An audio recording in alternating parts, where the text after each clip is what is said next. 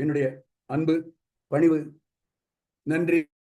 Singapore Hindu அறக்கட்டளை வாரியத்தின் நல்ல ஆதரவுடன் நடைபெற்று வரும் கம்பராமாயண தொடர் வகுப்புகளில் இன்றைய வகுப்பு எண் 237. இன்றைய நாள் ஆண்டு 2025, மாதம் ஜனவரி, தேதி 23, வியாழக்கிழமை. நான் இப்பொழுது இருக்கும் சிங்கப்பூரில் நேரம் சரியாக மாலை 7:30 மணி. இந்தியாவில் நேரம் சரியாக மாலை 5 மணி. என்னையும் ஒரு பொருட்டாக மதித்து இந்த வகுப்பில் கலந்து கொள்ள ஆர்வத்துடன் வந்திருக்கும் உங்கள் அனைவருக்கும் நன்றி நன்றி, கோடானு கோடி நன்றி. கம்பராமாயணத்தில் யுத்தகாண்டம் பார்த்து கொண்டிருக்கிறோம். யுத்தகாண்டத்திலும் ராவணன் வதை படலத்தில் இருக்கிறோம். இந்த படலம் முடியும் பொழுது ராவணன் இறந்து போவான். சுமார் 250 பாடல்கள் உண்டான ஒரு படலம்.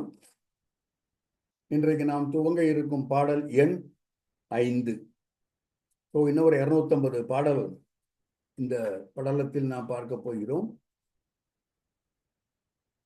வழக்கம் போல சென்ற வகுப்பின் இறுதி பாடலை பார்த்துவிட்டு இந்த வகுப்பின் முதல் பாடலை பார்க்கலாம்.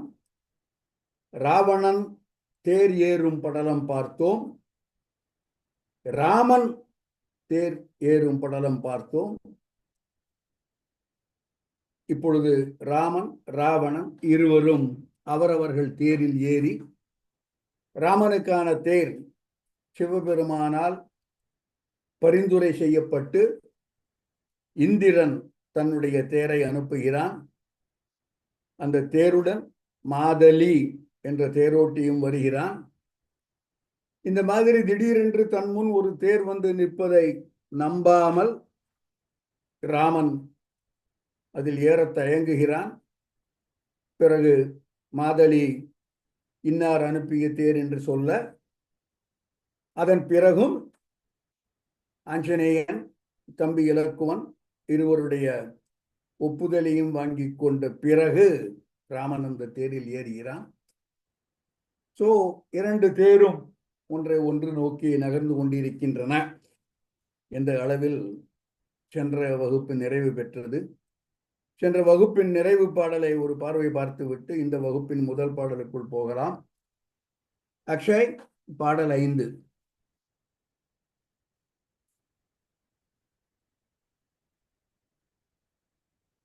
சென்ற வகுப்பின் நிறைவு பாடல். இந்த பாடலும் நாம் அரட்டை அரங்கத்தில் பேசிக் கொண்டிருந்த பொழுது கம்பனுடைய மிக பிரபலமான அரிசீர் விருத்தத்தின் சந்தத்தில் அமைந்த பாடல். வார்பொலி முரசின் ஓதை, வயப்புடை வயவர் ஓதை, போர்த்தொழில் களத்து மற்றும் முற்றிய பொம்மல் ஓதை, ஆர்த்தலின் யாரும் பார்வீன் தடங்கினர் இருவர் ஆடல், தேர்க்குரல் ஓதை பொங்க செவிமுற்றும் செவிடி செய்த என்று இந்த இரு தேர்களும் ஒன்றை ஒன்று நோக்கி நகர்வதால் எழுந்த பேரொலி எல்லோருடைய காதுகளையும் செவிடாக்கும் அளவு டெசிபல் லெவலில் மிக உயர்ந்திருந்தது. செவி முற்றும் செவிடி செய்த, கேட்பவருடைய காதெல்லாம் அடைத்து போகும்படி பேரிரைச்சலுடன் இரண்டு தேர்களும் ஒன்றை ஒன்று நோக்கி வந்தன. வார்ப்பு ஒலி முரசின் ஓதை. ஓதை என்றால் சத்தம். முரசு அடிக்கின்றார்கள் வானரர்களும் அரக்கர்களும். அந்த முரசின் சத்தம். வாய்ப்புடை வயவர் ஓதை. வயவர் என்றால் வலிமை மிக்க போர் வீரர்கள், அவர்களுடைய சத்தம். போர்த்தொழில் களத்து மற்றும் முற்றிய பொம்மல் ஓசை. பொம்மல் என்பது மகிழ்ச்சி. மகிழ்ச்சியில் ஆரவாரம் செய்த அந்த ஓசை. ஆர்த்தலின் இவையெல்லாம் மிக பிரபலமாக மிக அதிக அளவில் எழ, யாரும் பார் வீழ்ந்து அடங்கினர். கப் ஷிப்னு ஒரு பய சத்தம் போடாம பூமியில் வீழ்ந்தார்கள் அல்லது பயந்து அடங்கி போனார்கள். இருவர் ஆடல் தேர்க்குரல் ஓதை பொங்க. இருவர், ராமன் ராவணன் இருவருடைய தேர்க்குரல், அந்த தேரோடும் சப்தம் செவிமுற்றும் செவிடு செய்த என்று எல்லாருடைய காதுகளையும் செவிடாக்கும் அளவு இருவருடைய தேரும் ஒலி செய்தது, ஒலி செய்தன என்பது சென்ற வகுப்பின் இறுதி பாடல். அதைத் தொடர்ந்து இன்றைய வகுப்பின் முதல் பாடல். அடுத்த பாடல் போடலாம். ராமன் தன்னுடைய தேர்ப்பாகனை பார்த்து அவனுக்கு ஒரு இன்ஸ்ட்ரக்ஷன் கொடுக்கின்றான்.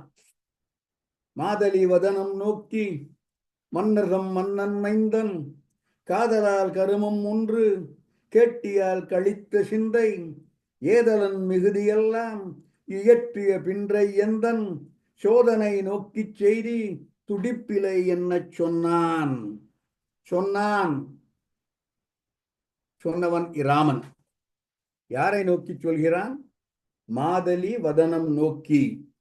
மாதலி என்பது இந்திரனுடைய தேர்ப்பாகனின் பெயர். அவன்தான் ராமனுக்கு தேரோட்டியாக வந்திருக்கின்றான். ஸோ அந்த மாதலியுடைய முகத்தை நேருக்கு நேராக பார்த்து மாதலி வதனம் நோக்கி, மாதலி ராமனை நோக்கி திரும்பி இருப்பான் என்று கொள்ள வேண்டும். ராமன் மாதலி இருவரும் நேராக போர்க்களத்தை பார்த்து கொண்டிருக்கிறார்கள். மாதலி வதனம் நோக்கி. ஸோ மாதலியை ராமன் கூப்பிட மாதலி திரும்பி பார்க்க, மாதலி வதனம் நோக்கி மன்னர்தம் மன்னன் மைந்தன், மன்னர்தம் மன்னன் சக்கரவர்த்தி, மன்னர்களுக்கெல்லாம் மன்னன், அவனுடைய மைந்தன் ராமன். காதலால் கருமம் ஒன்று கேட்டியால், உன்னிடம் ஆசை பொங்க, உன்னிடம் அன்பு வைத்து நான் ஒரு செய்தி சொல்லப் போகிறேன், அதை கேட்பாயாக. ஏதலன் மிகுதியெல்லாம் இயற்றிய பின்றை. ஏதலன் என்பவன் பகைவன். ஏதிலார் என்றால் மற்றவர்கள். ஏதலன் மிகுதியெல்லாம் இயற்றிய பின்றை என் தன் சோதனை நோக்கி செய்தி துடிப்பு இலை. சோதனை என்பது குறிப்பு என்று அகராதி பொருள் தெரிகிறது. என் தன் சோதனை நோக்கி, என்னுடைய குறிப்பை அறிந்து நீ செயல்பட்டால் போதும், துடிப்பு இலை, இப்பொழுது வேகம் ஒன்றும் இல்லை என்று நான் சொல்ல சொல்ல நீ தேரை நகர்த்து, அது தேரை செலுத்து என்பதாக இது. ஏதலன் மிகுதியெல்லாம் இயற்றிய பின்றை. பகைவனாகிய ராவணன் அவன் போடுற ஆட்டமெல்லாம் ஆடி அவன் ஒரு மாதிரி களைத்து போன பிறகு, ஏதலன் மிகுதியெல்லாம் இயற்றிய பின்றை. முதல்ல ராவணன் என்ன வேணா பண்ணிக்கட்டும், அதெல்லாம் முடிந்த பிறகு, அவன் சற்றே தளர்ந்த பிறகு நாம் நம்முடைய போரை ஆரம்பிக்கலாம் என்பது போன்ற ஒரு செய்தி இதில் துணிக்கிறது. ஏதலன் மிகுதியெல்லாம் இயற்றிய பின்றை எந்தன் சோதனை, என்னுடைய குறிப்பு, அதை நோக்கி செய்தி, நான் என்ன சொல்கிறேனோ, என்னுடைய முகக்குறிப்பு என்ன காண்பிக்கிறதோ அதை ஒற்றி உன்னுடைய காரியங்களை செய்வாயாக. துடிப்பு இலை, இப்பொழுது அவசரம் வேண்டாம் என்று சொல்லி ராமன் செய்தி சொல்கிறான். 2 வார்த்தைகளை நான் விட்டிருந்தேன். ஏதலன் என்பதற்கு முன்னால் அந்த ஏதலனுக்கு ஒரு அடைமொழி தருகிறான் கம்பன். கழித்த சிந்தை ஏதனன். சிந்தை என்பது எண்ணம், நினைப்பு, எண்ணம், சிந்தனை, தாட் ப்ராசஸ். கழித்த சிந்தை ஏதலன். பொதுவாக கழிப்பு என்றால் சந்தோஷம், மகிழ்ச்சி, உவகை என்று பொருள் தரும். ஸோ சந்தோஷ மிகுதியால், களிப்பு மிகுதியால், உவகை மிகுதியால் சிந்தை உடைய ஏதலன் என்ற பொருள் இங்கே வராது. ஏனென்றால் களிப்பு, கழித்த என்பதற்கு வழக்கமாக நாம் அறிந்த மகிழ்ச்சி, உவப்பு என்பதுடன் செருக்கு என்ற ஒரு பொருளும் அகராதியில் காணப்படுகிறது. பல இலக்கிய சான்றுகளும் கழித்த என்பதற்கு செருக்கு மிகுந்த, ஆணவம் மிகுந்த, கர்வம் மிகுந்த, இருமாப்பு மிகுந்த என்ற பொருளும் வரும். ஸோ செருக்கு மிகுந்த சிந்தை உடையவன், ஆணவம் மிக்க சிந்தை உடையவன் ஏதலன், பகைவன் என்று பொருள் வரும். கழித்த சிந்தை, ராவணன் எப்படியும் தான் வெற்றி பெற்று விடுவோம் என்ற ஒரு அந்த செருக்கு, அந்த ஒரு ஆணவம், அந்த ஒரு நம்பிக்கை, அதனால் தான் சொன்னான் இன்று சீதை தன்னுடைய வயிற்றில் அடித்து கொண்டு இறந்து போவாள். அது நிகழாத பட்சத்தில் அதே காரியத்தை மண்டோதரி செய்வாள் என்று சூளுரைத்து போருக்கு வந்தவன். ஆக கழித்த சிந்தை ஏதலன், செருக்கு மிக்க சிந்தையுடன் கர்வம் மிக்க சிந்தை உடையவன் ஏதலன் பகைவன் என்பது பொருள்.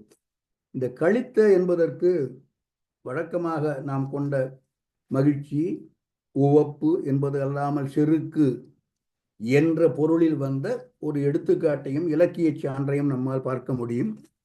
இதோட வால் போடலாம். அக்ஷய், முற்றும் உணர்ந்தவர் இல்லை முழுவதும் கற்றனம் என்று களியற்க சிற்றுளியால் கல்லும் தகரும் தகரா கனங்குழாய் கொல்லுலை கூடத்தின் ஆள் என்று. சிற்றுளியால் கல்லும் தகரும், ஆனால் தகராது கனங்குழாய் கொல்லுலை கூடத்தின் ஆள் என்று கற்றனம் என்று களியற்க செருக்கு கொள்ளாதே, கர்வம் கொள்ளாதே, இருமாப்பு கொள்ளாதே, எந்த விதமான இருமாப்பு. முற்றும் உணர்ந்தவர் இல்லை, எல்லாத்தையும் கற்று தேர்ந்த ஆள் என்று எவரும் கிடையாது. முழுவதும் கற்றனம் என்று செருக்கு கொள்ளாதே என்பது நீதிநெறி விளக்க பாடல். களியற்க, செருக்கு கொள்ளாதே, கர்வம் கொள்ளாதே என்ற பொருள். அடுத்த பாடல், ராமன் சொல்ற மாதலியை பார்த்து, என்னுடைய முகக்குறிப்பை அறிந்து செயல்படுவாயாக. ஏதலன் அவனுடைய ஆட்டமெல்லாம் போட்டு முடிந்த பிறகு நம்முடைய ஆட்டத்தை ஆரம்பிக்கலாம் என்பதாக. அதற்கு மாதலி பதில் சொல்கின்றான். வள்ளல் நின் கருத்தும் மாவின் சிந்தையும் மாற்றலார்தம் உள்ளமும் மிகையும் உற்ற குற்றமும் உறுதிதானும் கள்ளமில் காலப்பாடும் கருமமும் கருதேனாகில் தெள்ளிதன் விஞ்சை என்றான் அமலனும் செவ்விதி என்றான். வள்ளல், ராமனை பார்த்து மாதலி சொல்லும் வார்த்தை வள்ளல். நின் கருத்தும், உன்னுடைய எண்ண ஓட்டம், உன்னுடைய அபிப்பிராயம், உன்னுடைய சிந்தை, மாவின் சிந்தை. ராமனுடைய எண்ண ஓட்டம் மட்டும் பார்த்தா போராது, குதிரையோட எண்ண ஓட்டம். மாவின் சிந்தையும் மாற்றலார்தம் உள்ளமும். ஒரு சாரதிக்கு என்னெல்லாம் நல்ல குணங்கள் இருக்க வேண்டும் என்பதை கம்பன் பட்டியல் போடுவதாக தெரிகிறது. போர் வீரனுடைய கருத்து, குதிரைகளின் எண்ண ஓட்டம், பகைவர்களின் எண்ணம், மாற்றலர்தம் உள்ளம், மிகை அந்த படையின் பெருக்கம், பகையின் பெருக்கம். அது வந்து can I say its name in ஸ்ரீராம்னு இல்ல, ஆனா but they all look the same face. They will look the same தான். நம்ம என்ன ஒரு particular bird கண்டுபிடிச்சு face wise கண்டுபிடிச்சு சொல்றோம். Images of same species, they look face wise, they look the same. ஆமா. Hello, can you mute yourself? தயவுசெய்து நடுவில் பேசாதீங்க ப்ளீஸ். வள்ளல் நின் கருத்தும் மாவின் சிந்தையும் மாற்றலார்தம் உள்ளமும் மிகையும் உற்ற குற்றமும் அவர்கள் செய்யக்கூடிய பிழை உறுதிதானும் நம்முடைய போருக்கான வெற்றி கள்ளமின் காலப்பாடும் கால நிர்ணயம், அதை எந்த விதமான பிழையும் பிசகும் இல்லாமல் நிர்ணயிப்பது, கருமம் நாம் செய்ய வேண்டிய வினை, இவற்றையெல்லாம் கருதேனாகில், இவற்றையெல்லாம் கருதாதவனாக நான் இருந்தால் என் விஞ்சை தெள்ளிதோ. தெள்ளிது என்றால் தெளிவானது, விஞ்சை என்பது வித்தை. சோ என்னுடைய வித்தை தெளிவானது ஆகுமா? இல்லை என்றான். சொன்னவன் மாதலி. அமலனும் சீரிது என்றான். அமலன் மலம் இல்லாதவன் ராமன். வள்ளல் நின் கருத்தும் மாவின் சிந்தையும் மாற்றலார்தம் உள்ளமும் மிகையும் உற்ற குற்றமும் உறுதிதானும் கள்ளமில் காலப்பாடும் கருமமும் கருதேனாயில் தெள்ளிதன் விஞ்சை என்றான் அமலனும் செவ்விது என்றான். அடுத்த பாடல். இவ்வாறு மாதலிக்கு ராமன் இன்ஸ்ட்ரக்ஷன் கொடுக்க, மாதலி அதை அக்னாலஜ் பண்ணி அப்படியே செய்வேன் என்று உறுதி சொல்ல, ராமனுடைய தேர் ராவணனிற்கு தேரை நோக்கி வருகிறது. இதை பார்க்கிறான் மகோதரன் என்பவன். இவன் ராவணனுடைய அமைச்சன். ராவணனுக்கு அனைத்து துர்போதனைகளும் செய்பவன் இந்த குறிப்பிட்ட அமைச்சன். இவன்தான் மாயா சனகப்படலத்தின் சூத்திரதாரி. ஸோ இவனை பார்த்த உடனே மகோதரன் சொல்கிறான், நீயும் ராமனும் சண்டை போட போற, நடுவில் நான் எதுக்கு, நான் போர்க்களத்தில் இருந்து நீங்குகிறேன் என்பதாக மகோதரன் ராவணனிடம் சொல்கின்றான். தோன்றினன் ராமன் எந்தாய் புரந்தரன் துரகத்தேர்மேல் என்றிருவருக்கும் வெம்போர் எய்தியது இடையேயானோர் சான்றென நிற்றல் குற்றம் தருதியால் விடையின்றென்றான் வான்தொடர் குன்றம் அன்ன மகோதரன் இலங்கை மன்னை இலங்கைக்கு மன்னனான ராவணனை நோக்கி மகோதரன் சொல்கின்றான். என்றான் மகோதரன். எப்பேற்பட்ட மகோதரன்? வான் தொடர் குன்றம் அன்ன. இவனுடைய உருவம் மிகப்பெரியது, வானத்தை எட்டி இருக்கக்கூடிய ஒரு பெரிய மலை போல உடம்பு உடையவன். வான்தொடர் குன்றம் மன்ன மகோதரன் இலங்கை மன்னனை நோக்கி என்றான். என்ன சொன்னான்? ராமன் தோன்றினன் எந்தாய், என்னுடைய தந்தை போன்ற ராவணனே, ராமன் போருக்கு தோன்றி இருக்கிறான், அவனுடைய தேரில் வந்து கொண்டிருக்கிறான். புரந்தரன் துரகத்தேர் மேல், புரந்தரன் என்பவன் இந்திரன், இந்திரன் தந்த அவனுடைய துரகம், ரதகஜ துரக பதாதி தேர், குதிரைகள் உண்ட தேர் மீது ராமன் வந்து கொண்டிருக்கின்றான். என்று இருவருக்கும் வெம்போர் எய்தியது, நீங்கள் இருவரும் இப்பொழுது சண்டை போட போகிறீர்கள், இடையே யான் ஓர் சான்று என நிற்றல் குற்றம்.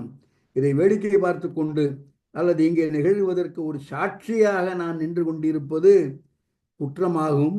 எனவே ஈண்டு விடை தருதியால் என்று நான் விடை பெற்றுக் கொள்கிறேன் என்று மகோதரன் கேட்க, அதற்கு ராவணன் பதில் சொல்கிறான்.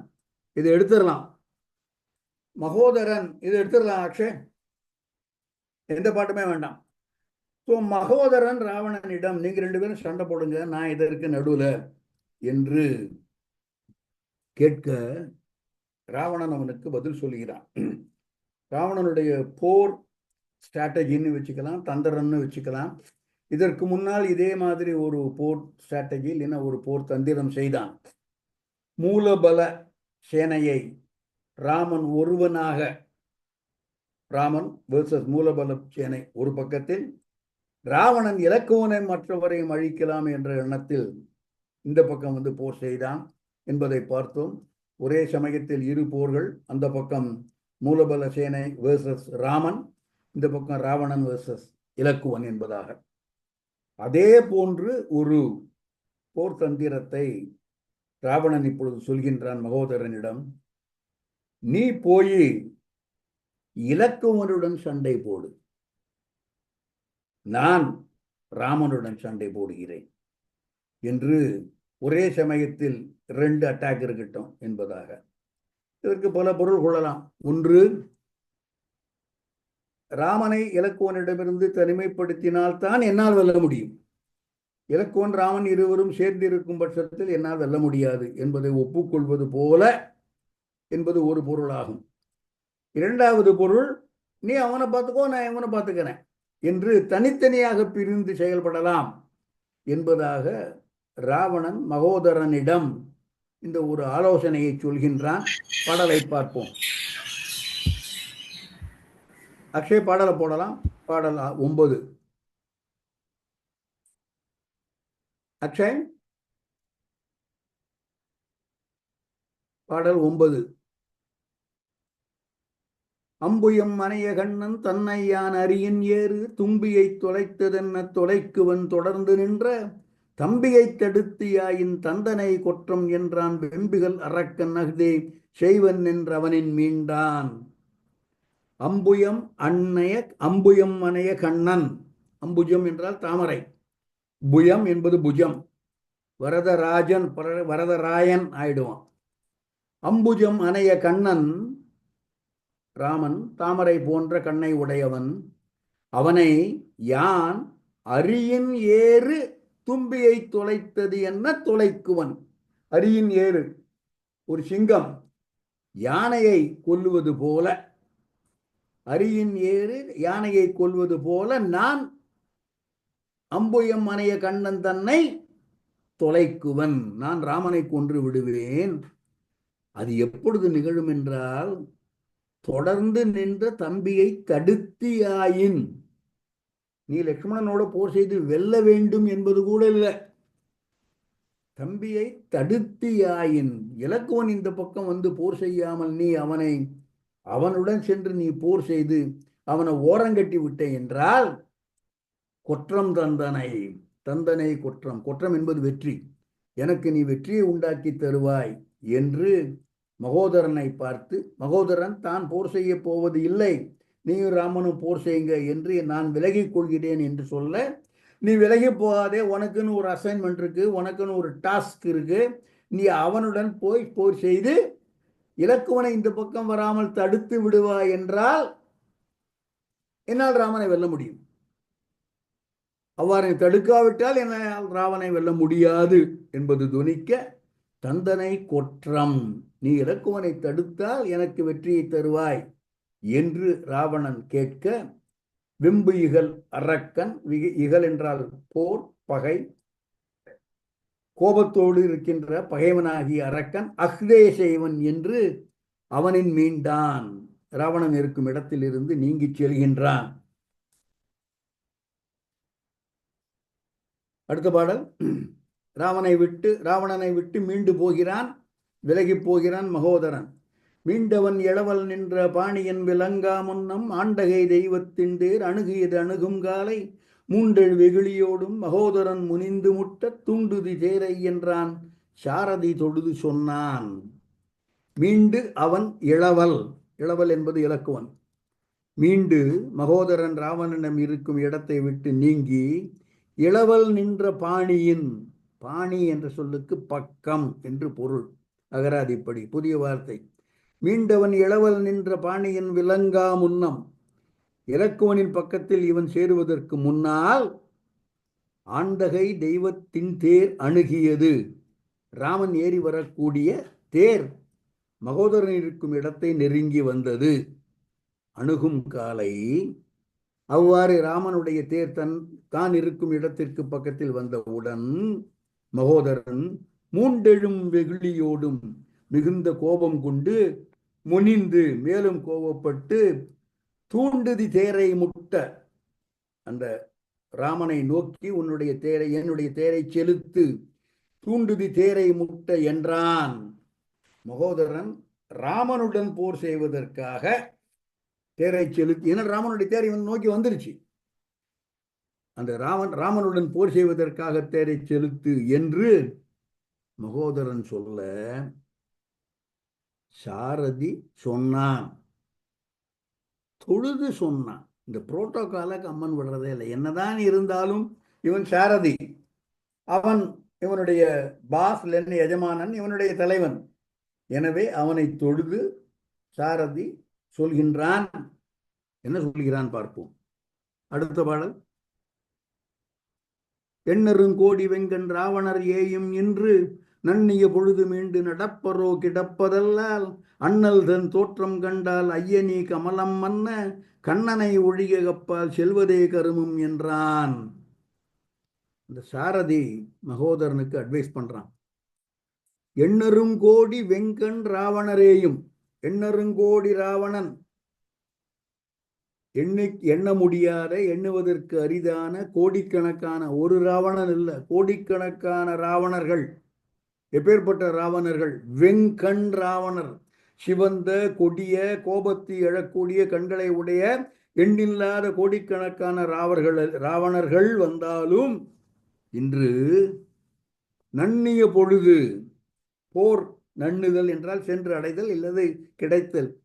இந்த போர் அவனுக்கு கிடைத்தால் கிடப்பது அல்லால் மீண்டு நடப்பரோ, பூமியில் விழுந்து பிணமாக கிடப்பது இல்லாமல் எழுந்து மீண்டும் நடக்க முடியுமா? யாரு? ஒரு ராவணன் இல்லை, கோடிக்கணக்கான ராவணர்கள் வந்தாலும் எல்லோரும் செத்து கீழே விழுந்து போவார்களே ஒழிய ஒருவரும் எழுந்து நடக்க முடியாது.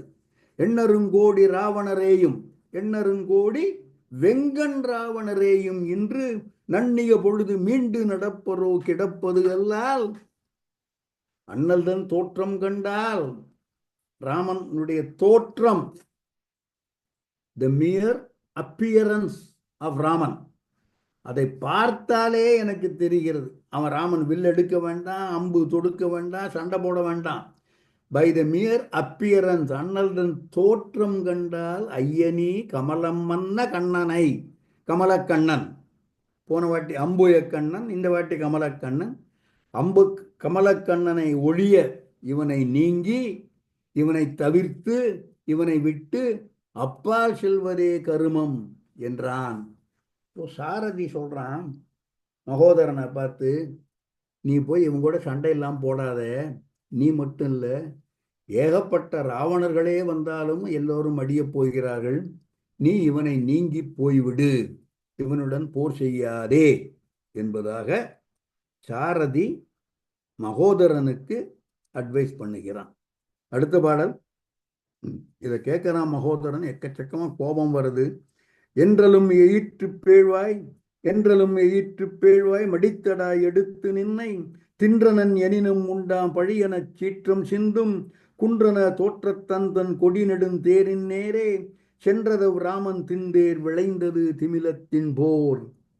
என்றலும் இவ்வாறு சாரதி தொழுது சொன்னவுடன், எயிறு, எயிர் என்றால் பற்கள், பேழ்வாய் என்றால் பிளந்த வாய், அந்த வாய் பிளந்த வாயில் ஏராளமான பற்கள் நிறைந்த பேழ்வாய், மடிந்து இல்லை மடித்து, ஸ்பெல்லிங் மிஸ்டேக்கு, டைப்போகிராஃபிக்கல் எரர், பேழ்வாய் மடித்து. இந்த வார்த்தை சொன்னதுக்கு உன்னை நான் அப்படியே எடுத்து சாப்பிட்ருக்கணும். அடா எடுத்து நின்னை தின்றனன், அது பண்ணியிருக்கணும். ஆனால் பழி உண்டாகும், தின்றனன் எனினும் பழி உண்டாம் என சீற்றம் சிந்தும் பயங்கரமான கோபமுடைய மகோதரன், குன்றன தோற்றத்தான், குன்று போல தோற்றம் உடையவன், அவன் கொடி நெடுந்தேரின் நேரே சென்றது. எது சென்றது? அவ் ராமணன் தின்தேர், அவ் ராமன் தின்தேர், ராமனுடைய தின்தேர், வலிமை பொருந்திய தேர் மகோதரனுக்கு மிக அருகாமையில் வந்ததால் திமில தின்போர் விளைந்தது.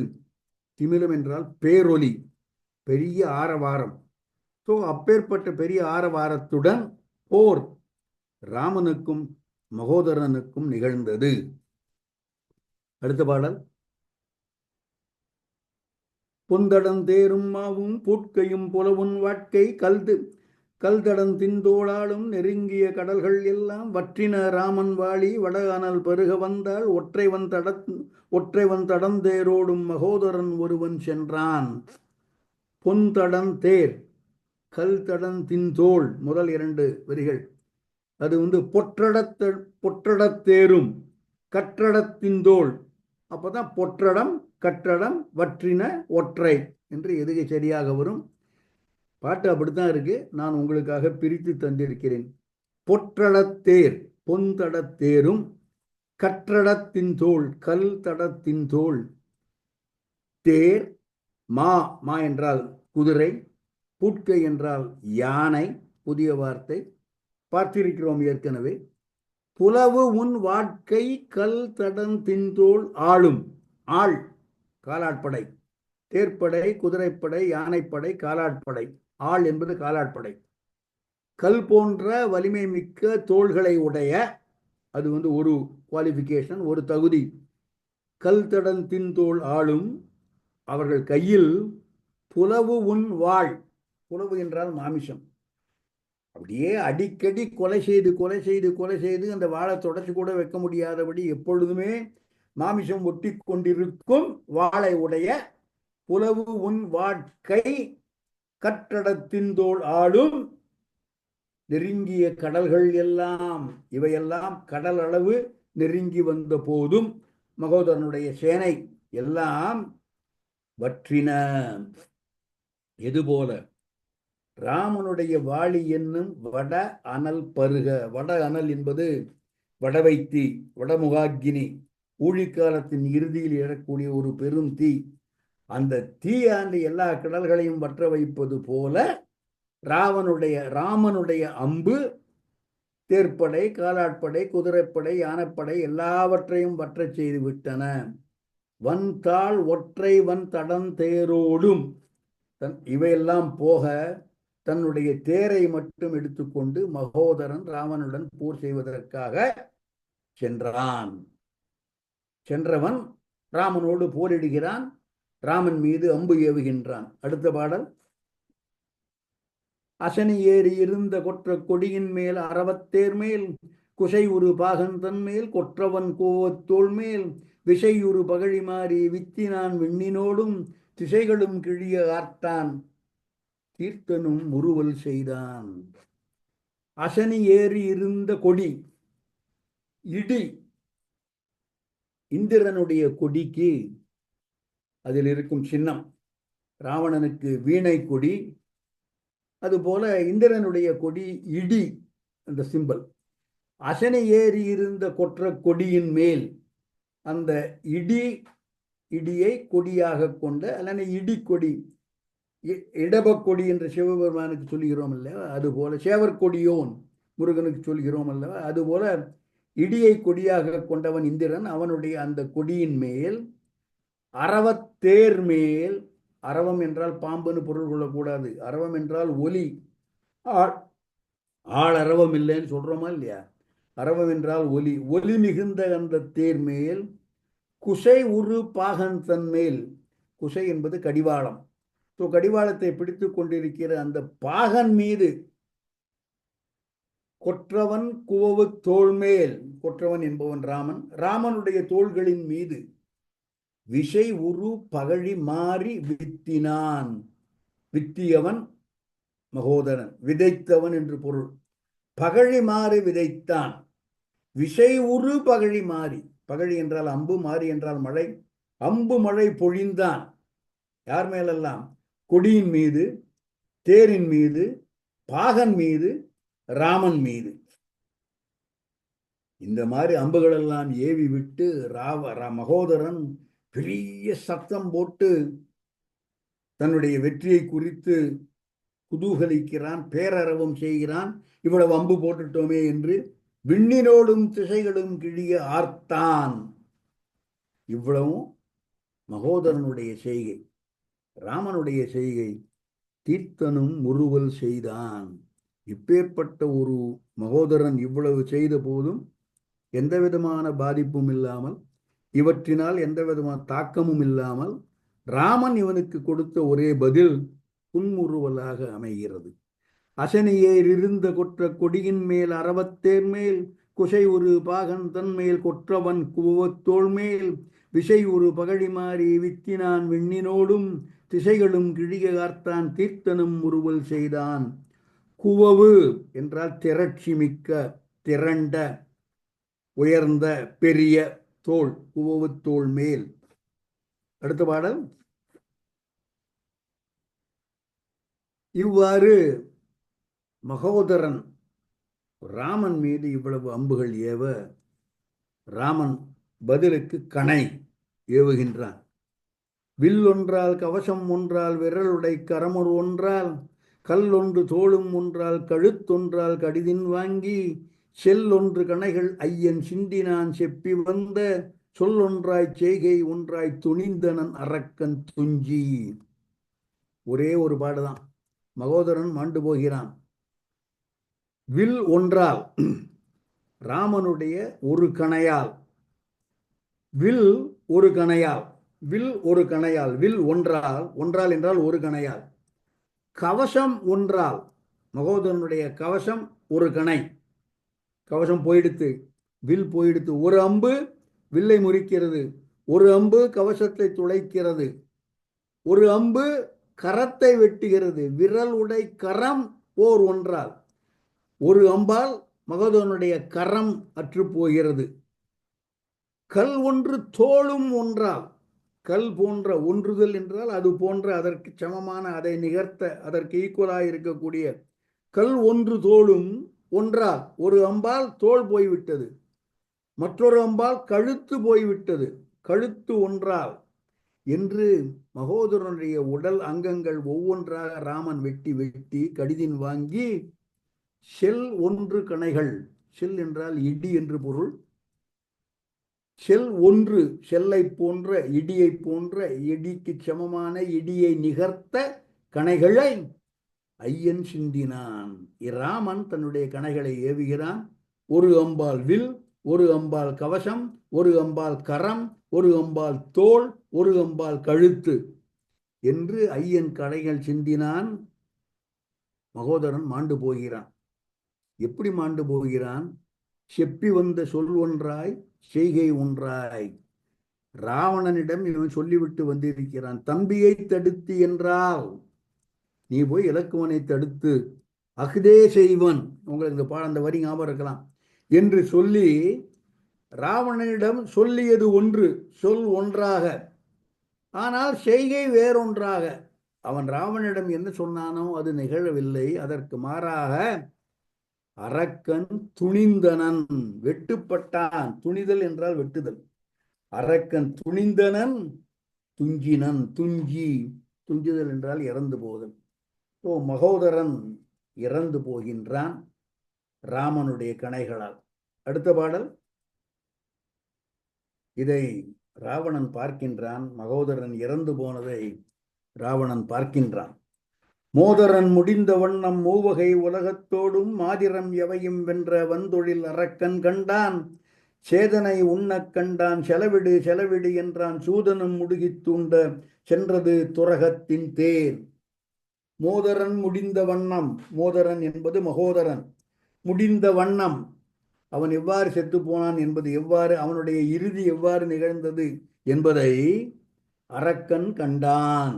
அவ்வளவுதான். மோதரன் முடிந்த வண்ணம் அரக்கன் கண்டான். எப்பேற்பட்ட அரக்கன்?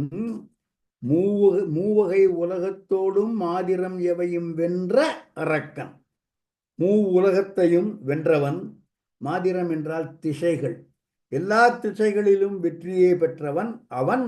அந்த தொழில் அரக்கன், கொடிய கொலை செய்யக்கூடிய தொழிலை செய்யக்கூடிய ராவணன் கண்டான். சேதனை உண்ணக் கண்டான். சேதனை என்றால் அறிவு. தன்னுடைய அறிவு உண்ணக் கண்டான். இவனுடைய கோபம் அல்லது இவனுடைய இயலாமை இவனுடைய அறிவை உண்ணுகிறது. நினைவிழந்து போகிறான், இல்லது செயல் சிந்தனை சரியாக இல்லாதவனாக ஆகிறான். செலவிடு செலவிடு என்றான். போ போ போ, சீக்கிரம் போ ராமனை நோக்கி என்றான். சூதன் என்றவன் தேர்ப்பாகன். சூதனும் முடுகி தூண்ட சென்றது துரதத்தின் தேர். இந்த திண்மையான தேர், ராவணனுடைய தேர், ராமனுடைய தேரை நோக்கி செல்கின்றது. அடுத்த பாடல். பனிப்படா நின்றது என்ன பறக்கின்ற சேனை பாரி, தனிப்படா நாகின் இன்னம் தாழ்கிலன் என்னும் தன்மை, நுனிப்படா நின்ற வீரன் அவன் ஒன்று நோக்கா வண்ணம், குனிப்படா நின்றவில்லால் ஒல்லையின் நூறி கொன்றான். கொல்பவன் ராமன். ஒல்லையின் விரைவாக, நூறுதல் என்றால் சாகடித்தல், இறந்து போதல். ஒல்லையின் நூறி கொன்றான். ராமன் ராவணனுடைய படைகளை எல்லாம் அழிக்கிறான். பனிப்படா நின்றது என்ன? எல்லா இடத்திலும் பனி படர்ந்திருப்பது போல போர்க்களத்தில் எல்லா இடத்திலும் நிரம்பி இருந்த பரவி நிற்கின்ற பறக்கின்ற சேனை பாறுதல் என்றால் அழிதல்.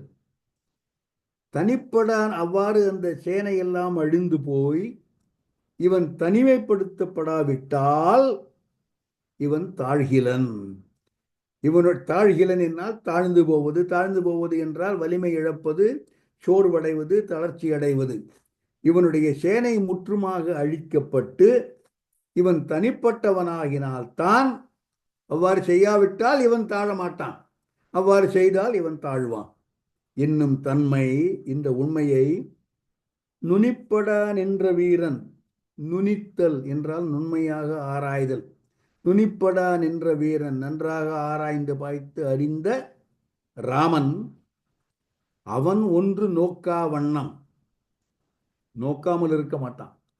அவன் பார்ப்பதற்கு முன்னால், நோக்கா வண்ணம் என்றால் ராவணன் பார்ப்பதற்கு முன்னால், பார்க்காதபடி என்று பொருளாகாது. அவன் பார்ப்பதற்கு முன்பாகவே குனிப்படா நின்ற, குனிப்பட்டு நின்ற, குனிதல் என்றால் வளைதல். அந்த வளைந்தனால்தான் குனித்த புருவமும், வளைந்த புருவம். குனிப்படா நின்ற வில்லால், வளைந்து நின்ற வில்லால் அந்த சேனையை ஒல்லையின் நூறிக் கொன்றான். ராவணனுடைய சேனையை ராமன் அழிக்கின்றான். அடுத்த பாடல். இவ்வாறு இதை எடுத்துடலாம். இவ்வாறு ராமன் அழிக்க ராவணனுக்கு அவனுடைய இடது தோள் துடிக்கின்றது. இந்த அழிவை பார்த்து அவன் நோக்கா வண்ணம், அவன் நோக்கி கொண்டுதான் இருக்கிறான். ஆனால் அவனால் ஒன்றும் செய்ய முடியாத பட்சத்தில் தன்னுடைய சேனை அழிவதை இவன் பார்க்கிறான். பார்த்த உடனே இடது பக்கம் தோள், இடது பக்கம் 10 தோள், 10 தோளும் துடிக்கின்றன. ஆடவர்களுக்கு இடது தோள் துடித்தால், இடது கண் துடித்தால் தீய சகுனம்.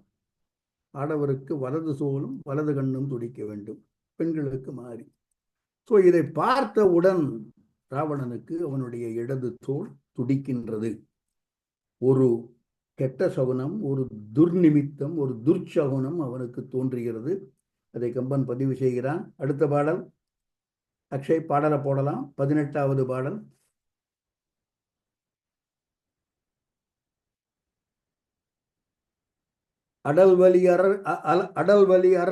அடல்வலி அறக்கற்பொழுது அண்டங்கள் அழுந்தமண்டும் கடல்களும் வற்ற வெற்றி கால் கிளர்ந்து உடற்றும் காலை வடவரை முதலகான மலைக்குலம் சலிப்பமான சுடர்மணி வலயம் சிந்த துடித்தன இடத்த பொன்தோள். இடத்த பொன்தோள், இடப்பக்கத்து பொன் போன்ற அழகிய பொலிவுமிக்க தோள்கள் துடித்தன. இவனுடைய தோள் துடிப்பதற்கு அதே சமயத்தில் என்னவெல்லாம் நிகழ்கின்றன?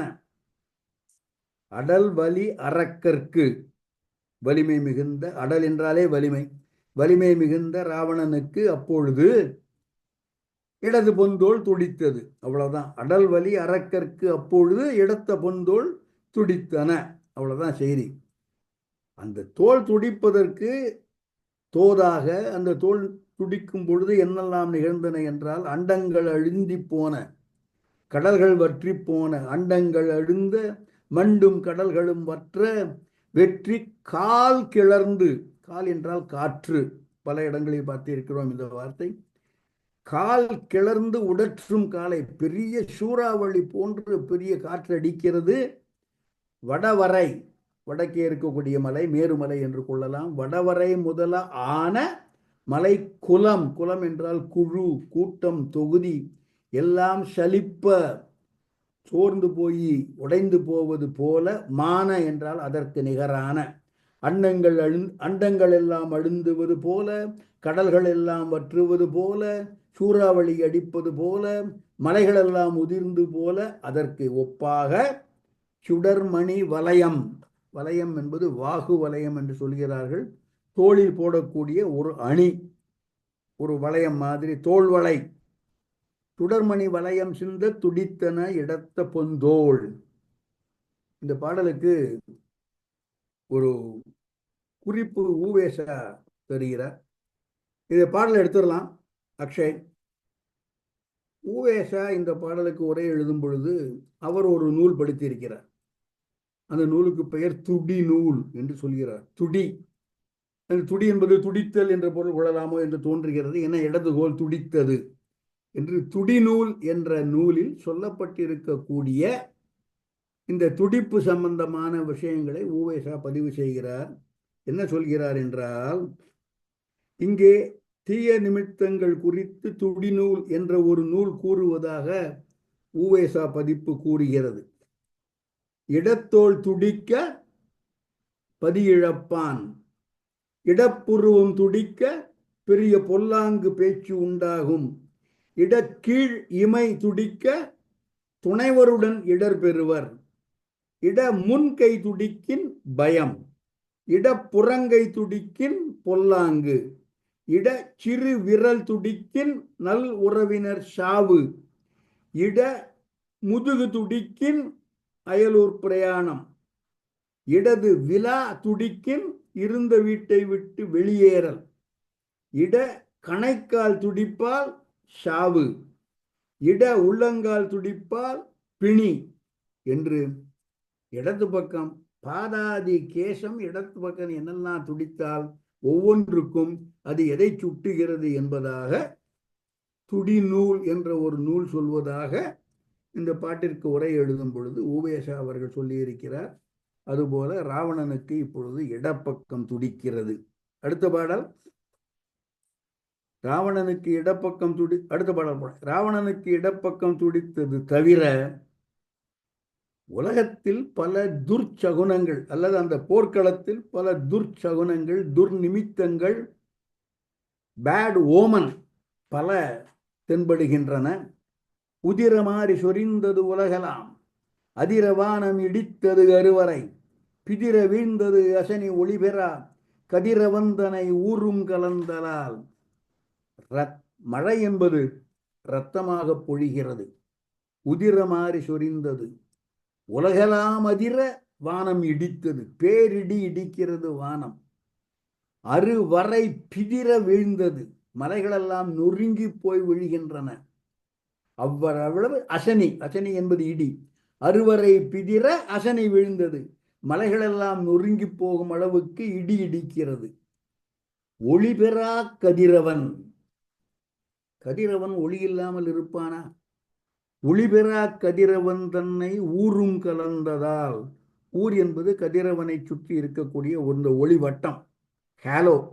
எல்லா கிரகங்களையும் நீங்கள் பார்த்தீர்கள் என்றால் அதை சுற்றி ஒரு ஒளிவட்டம் இருக்கும். அந்த ஒளிவட்டம் அதுவும் ஒளி இழந்து கதிரவனும் ஒளி இழந்து கலந்து போயின என்று இந்த வகையான துர்நிமித்தங்கள் போர்க்களத்தில் தென்பட்டன.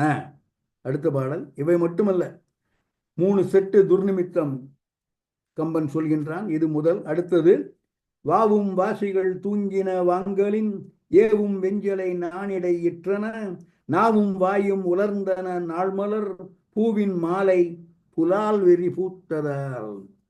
வாவுதல், வாவுதல் என்றால் தாவுதல், வாசி என்றால் குதிரை. தாவி செல்லக்கூடிய குதிரைகள் தூங்கி வழிகின்றன. வாவும் வாசிகள் தூங்கின, வாங்கலில் ஏவும் வெண்சிலை இடை நான் உற்றன. வெண்சிலை நான் இடையிற்றன, வில்லினுடைய நான் அந்த கயிறு அருந்து போகிறது. ஏவும் வெண்சிலை, வாங்கலின் ஏவும் வெண்சிலை, அம்பரா துணியில் இருந்து அம்பை வாங்கி ஏவுவதற்கு தயாரான சிலை என்றால் வில். அந்த வில்லினுடைய நான் அற்று போகிறது. நாவும் வாயும் உலர்ந்தன, வியாக்கியானமே தேவையில்லை.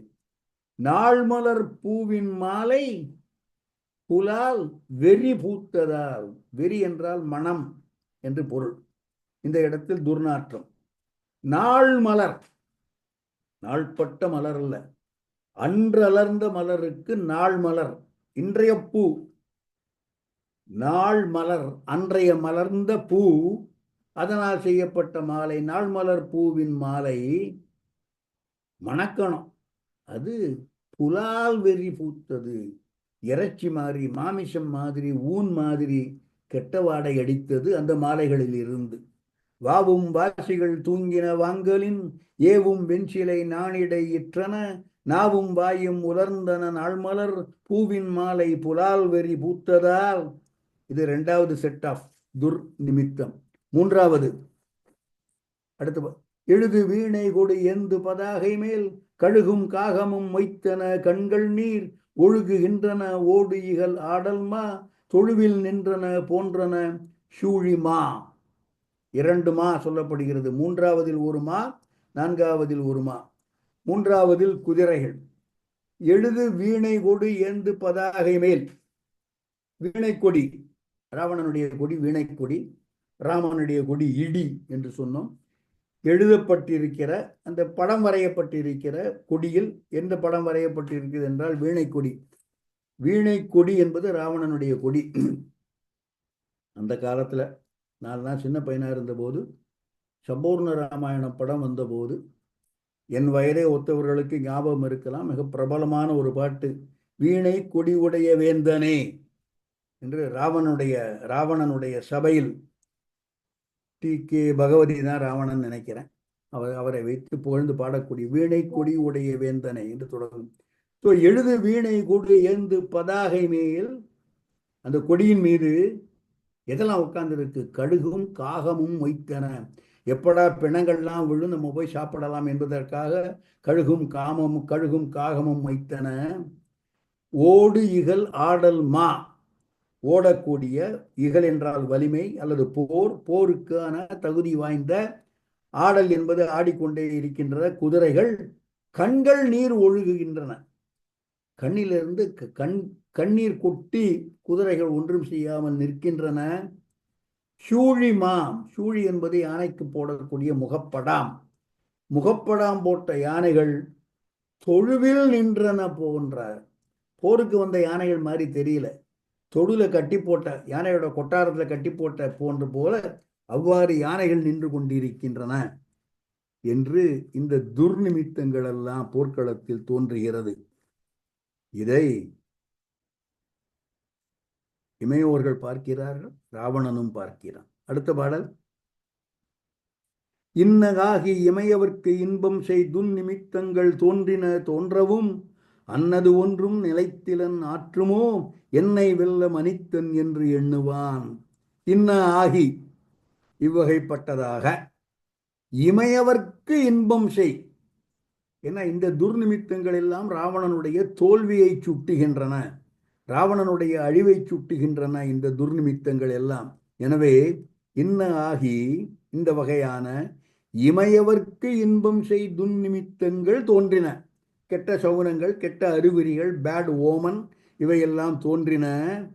தோன்றவும் இதை ராவணனும் பார்க்கிறான்.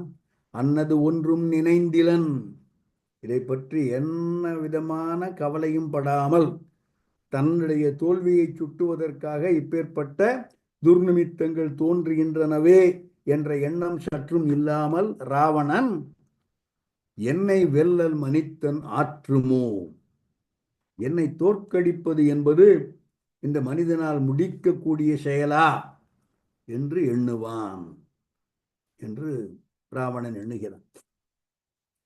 இதுல ஒரு சொல் பார்க்கிறோம், என்னை வெல்ல மனிதன், என்னை வெல்ல மனிதன் ஆற்றுமோ என்னை வெல்ல மனிதன் என்று எண்ணுவான்.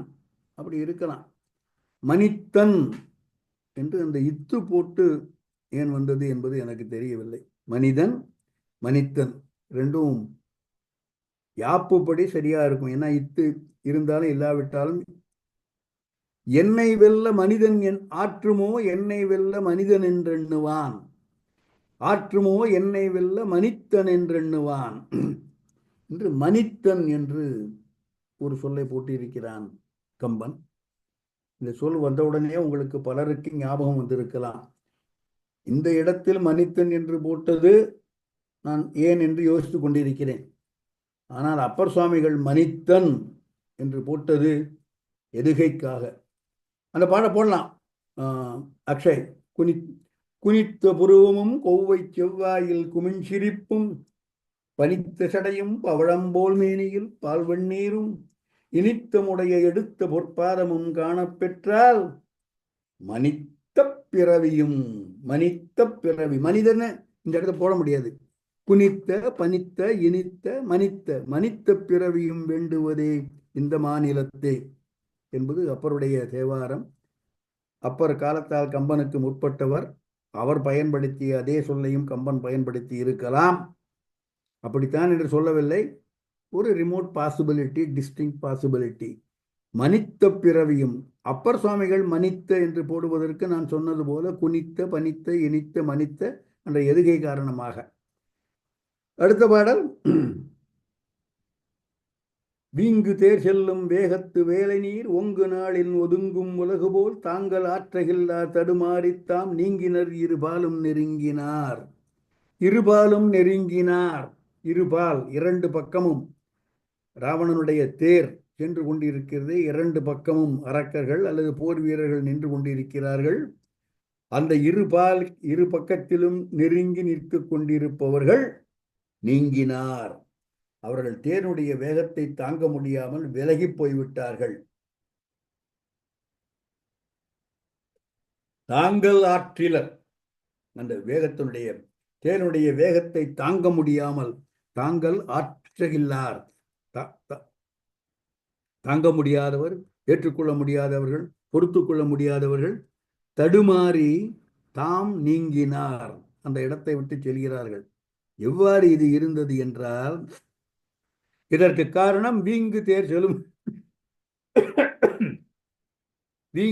செல்லும் வேகத்து தாங்கள் ஆற்றுகிறார், தழுமாறி தாம் நீங்கினார். அந்த தேனுடைய வேகத்தை தாங்காமல்.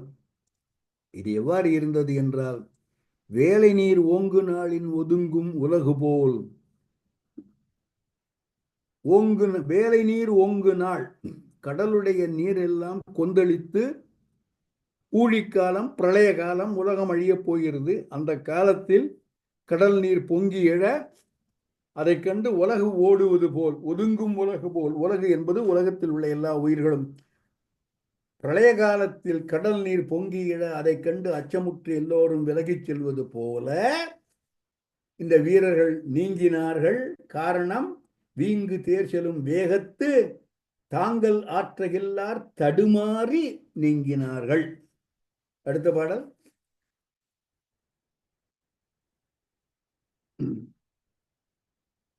இந்த பாட்டுதான்.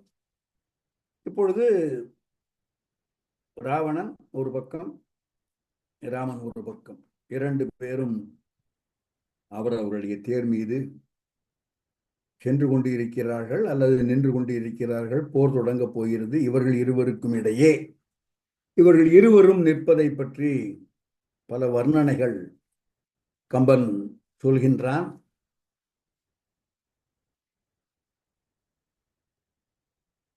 கான்ட்ராஸ்ட் காண்பிக்கின்றான்.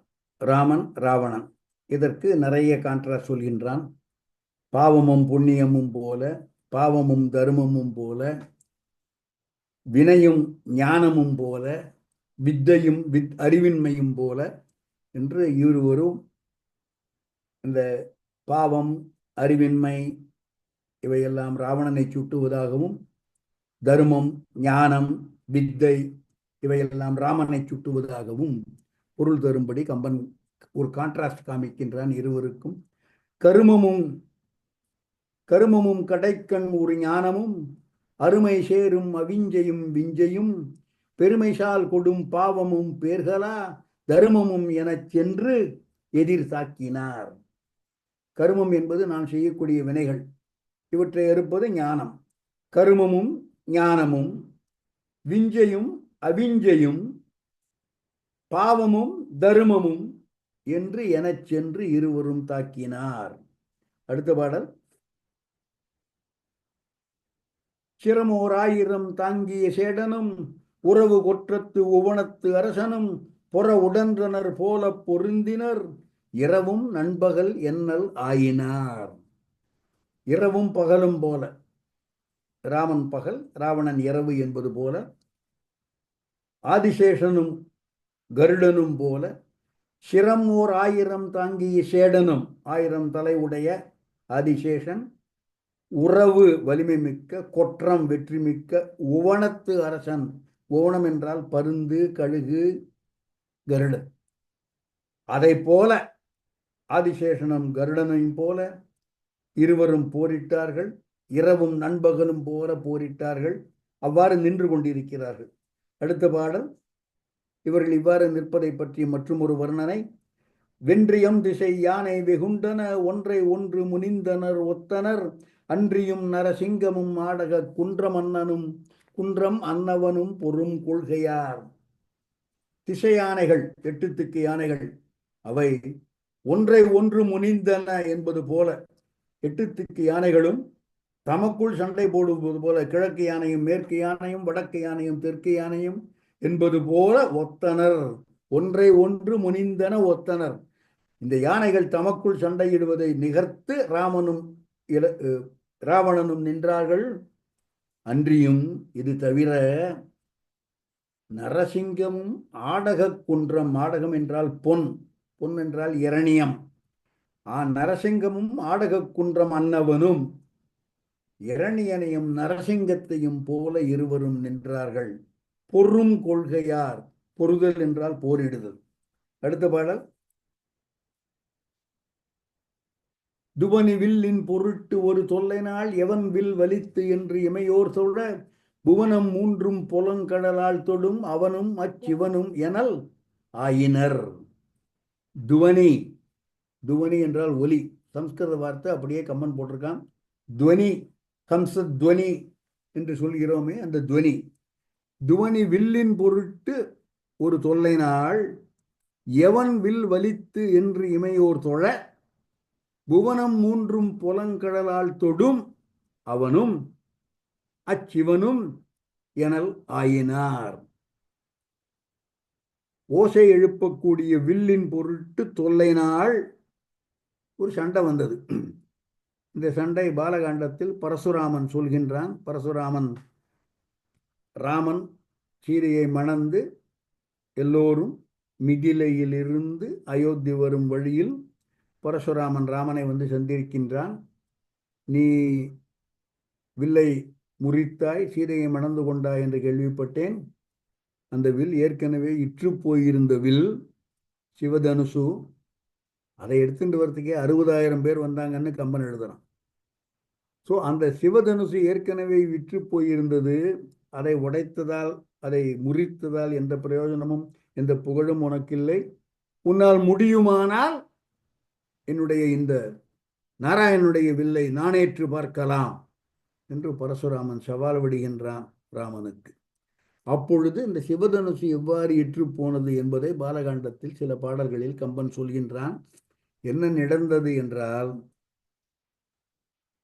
2 வில் தேவர்களுடைய ஆணையால் மயன் செய்தான், தேவதச்சன் செய்தான். ஒரு வில் சிவனுக்கு என்றும் ஒரு வில் நாரணனுக்கு என்றும், பெருமாளுக்கு ஒன்று பெருமானுக்கு ஒன்று என்று 2 வில்கள் செய்யப்பட்டன.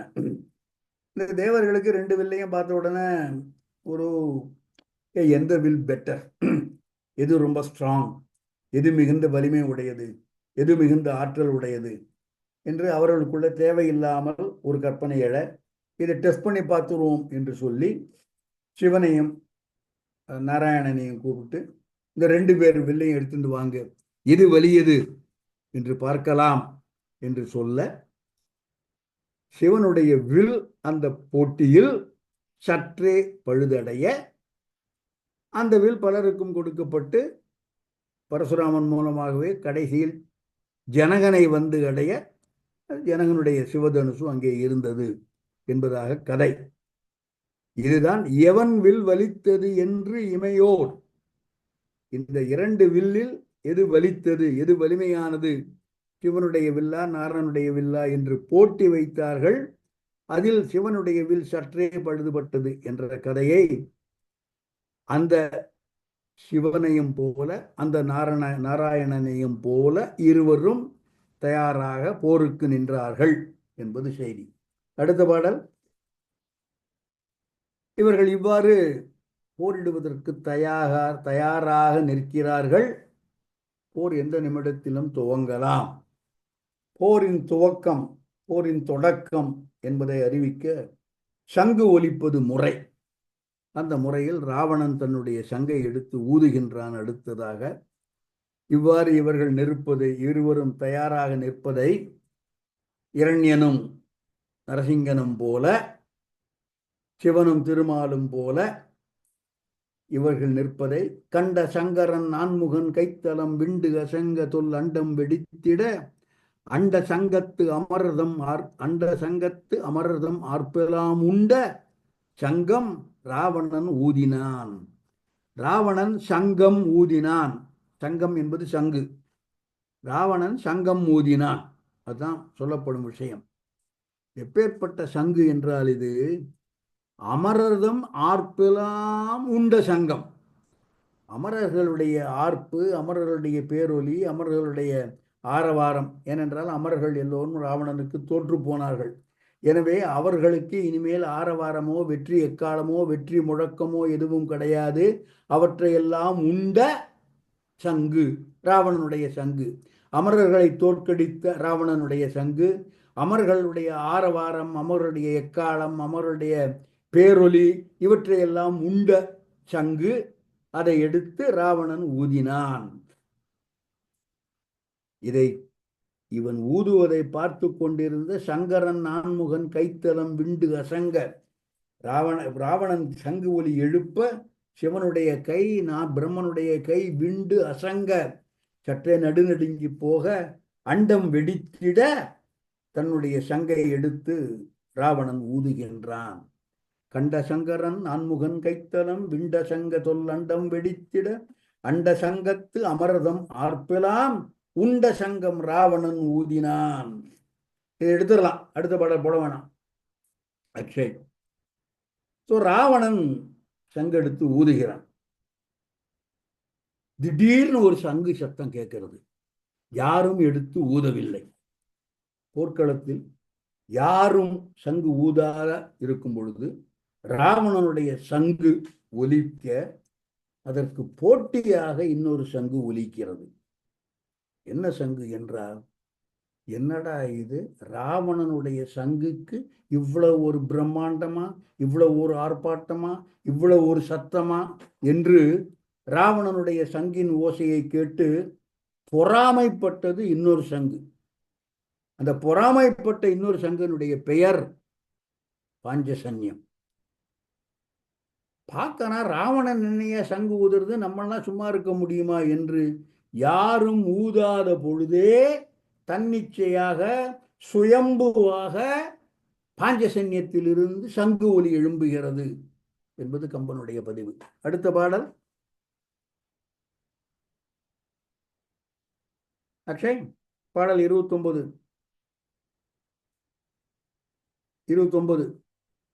அடுத்த பாடல். சொன்ன சங்கினது ஓசை துளக்குற என்ன சங்கு என்று இமையவர் ஏங்கிட அன்ன சங்கை பொறாமையினால் அறி தன்ன வெண்சங்கு தானும் முழங்கிற்றால்.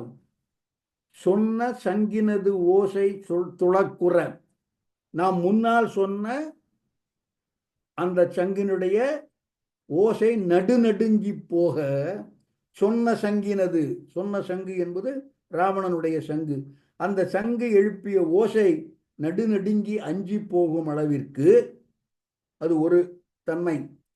என்ன சங்கு என்று இமையவர் ஏங்கிட, என்னடா இது புதுசா இன்னொரு சத்தம் வருதே, யாருடைய சங்கு, எங்கிருந்து இந்த ஒலி வருகிறது என்று இமையவர்கள் எல்லாம் குழம்பி போய் கண்டுபிடிக்க முடியாமல் ஏங்கிட, இமையவர்கள் என்ன சங்கு என்று அறியாமல் ஏங்கிட, ஏற்கனவே சொன்ன சங்குடைய ஓசை நடுநடுங்கி போக அரி தன்ன வெண் சங்கு தானும் முழங்கிற்றார். அரி என்பது மகாவிஷ்ணு நாராயணன், அவனுடைய வெண்சங்கு தானும் முழங்கிற்றால், தானாகவே முழங்கிற்று. என்ன காரணம்? அன்ன சங்கை பொறாமையினால். ராவணனுடைய சங்கு இவ்வளவு சத்தம் போட்டதுன்னா பொறாமை பிடித்து பாஞ்சசன்யம் அதை அடக்கும் அளவுக்கு தானே முழங்கிற்று என்பது கம்பனுடைய பதிவு. அடுத்த பாடல்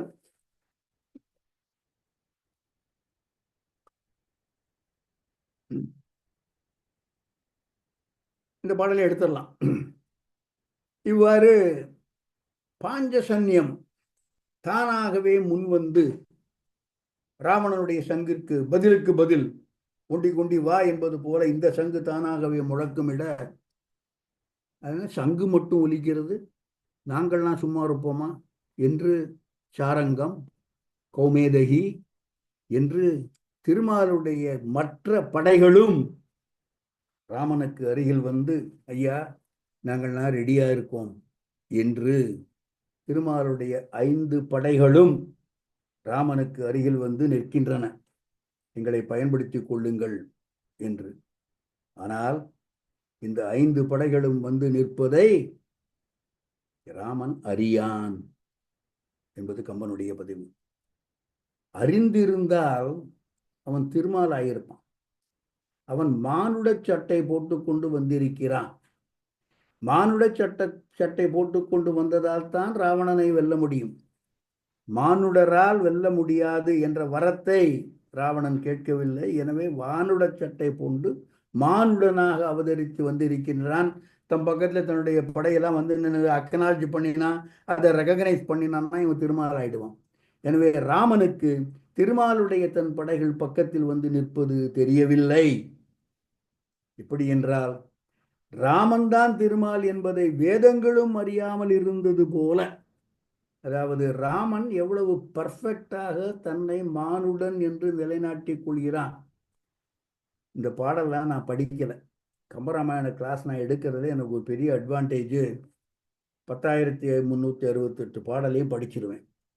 இந்த பாடலை படிக்காத பொழுது நான் ஒரு புத்தகம் எழுதினேன், கம்பனின் ராமன் மானுடனா மாலவனான்னு. இதை படித்திருந்தால் இதையும் அதில் சேர்த்துக்கணும். அது இல்லாமல் நிறைய விஷயம் எங்கெங்கெல்லாம் ராமனை மானுடன் என்று மிக திறம்பட கம்பன் படைத்து காட்டுகிறான் என்பதாக இந்த பாடலையும் சேர்த்துருப்பேன்.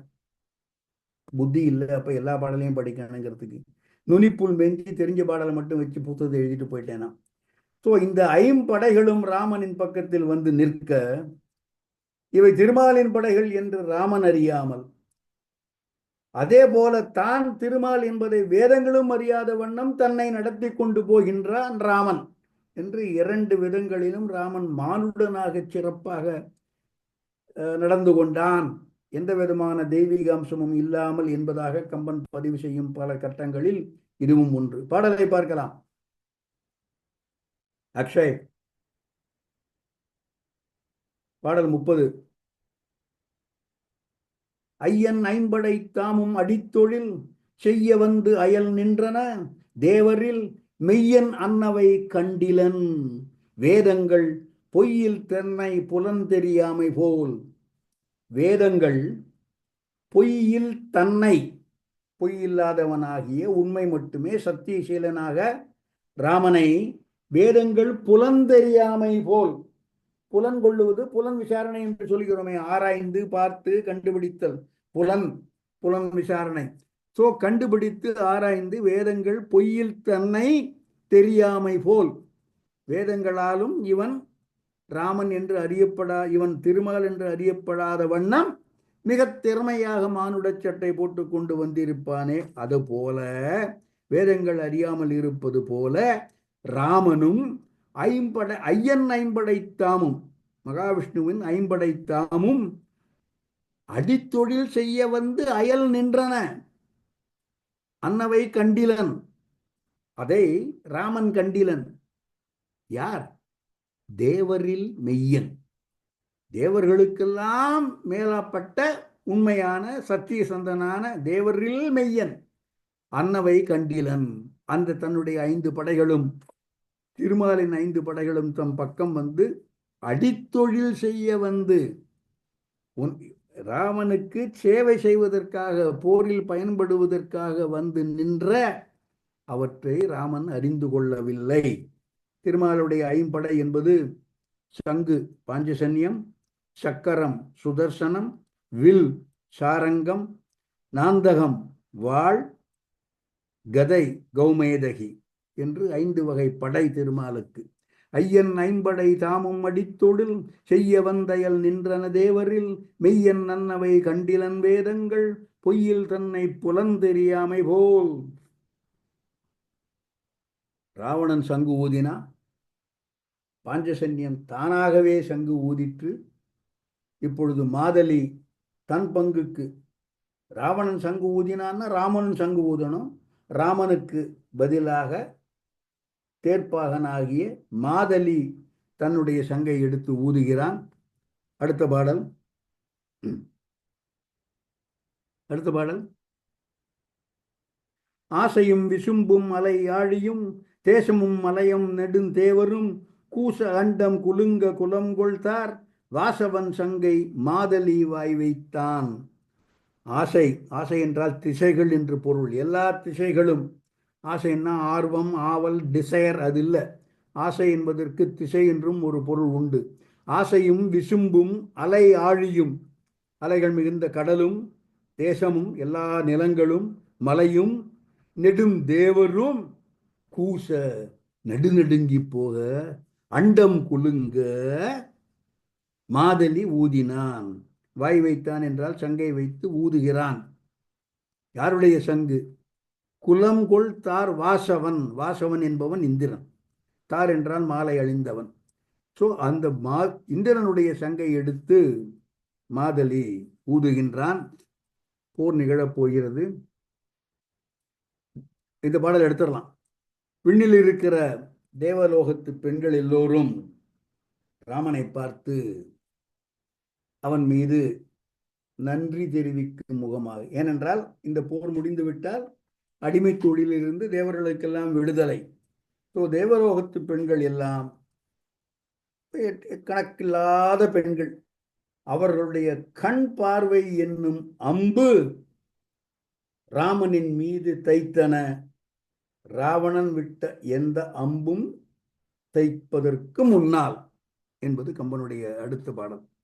ராவணன் ஏவிய எந்த அம்பும் ராமனின் மேனியில் தைப்பதற்கு முன்னால் தேவலோகத்து பெண்களின் கண்கள் என்னும் அம்பு ராமனின் மேதி மீது கணக்கின்றி பாய்ந்தன என்பதாக கம்பன் பதிவு செய்கிறான். பாடலை பார்ப்போம். அடுத்த பாடல், பாடல் 32. அடுத்த பாடல், துமில வாழி அரக்கன் துறப்பன விமலன் மேனியின் வீழ்வதன் முன்னமே கமல வாழ்முக நாடியர் கண்கணை அமலன் மேனியில் தைத்த அனந்தமால். அனந்தம், என்லெஸ், கவுண்ட்லெஸ், இன்ஃபினிட்டி. துமிலம் என்றால் பேரொலி. பேரொலி மிகுந்த பேரொலி எழுப்பி அரக்கன் வாழி துறப்பன. ராவணன் ஏவிய, அரக்கன் என்பவன் ராவணன், வாழி என்பது அம்பு, அவை விமலன் மேனியின் வீழ்வதன் முன்னம். விமலன் என்பவன் ராமன், குற்றம் இல்லாதவன்.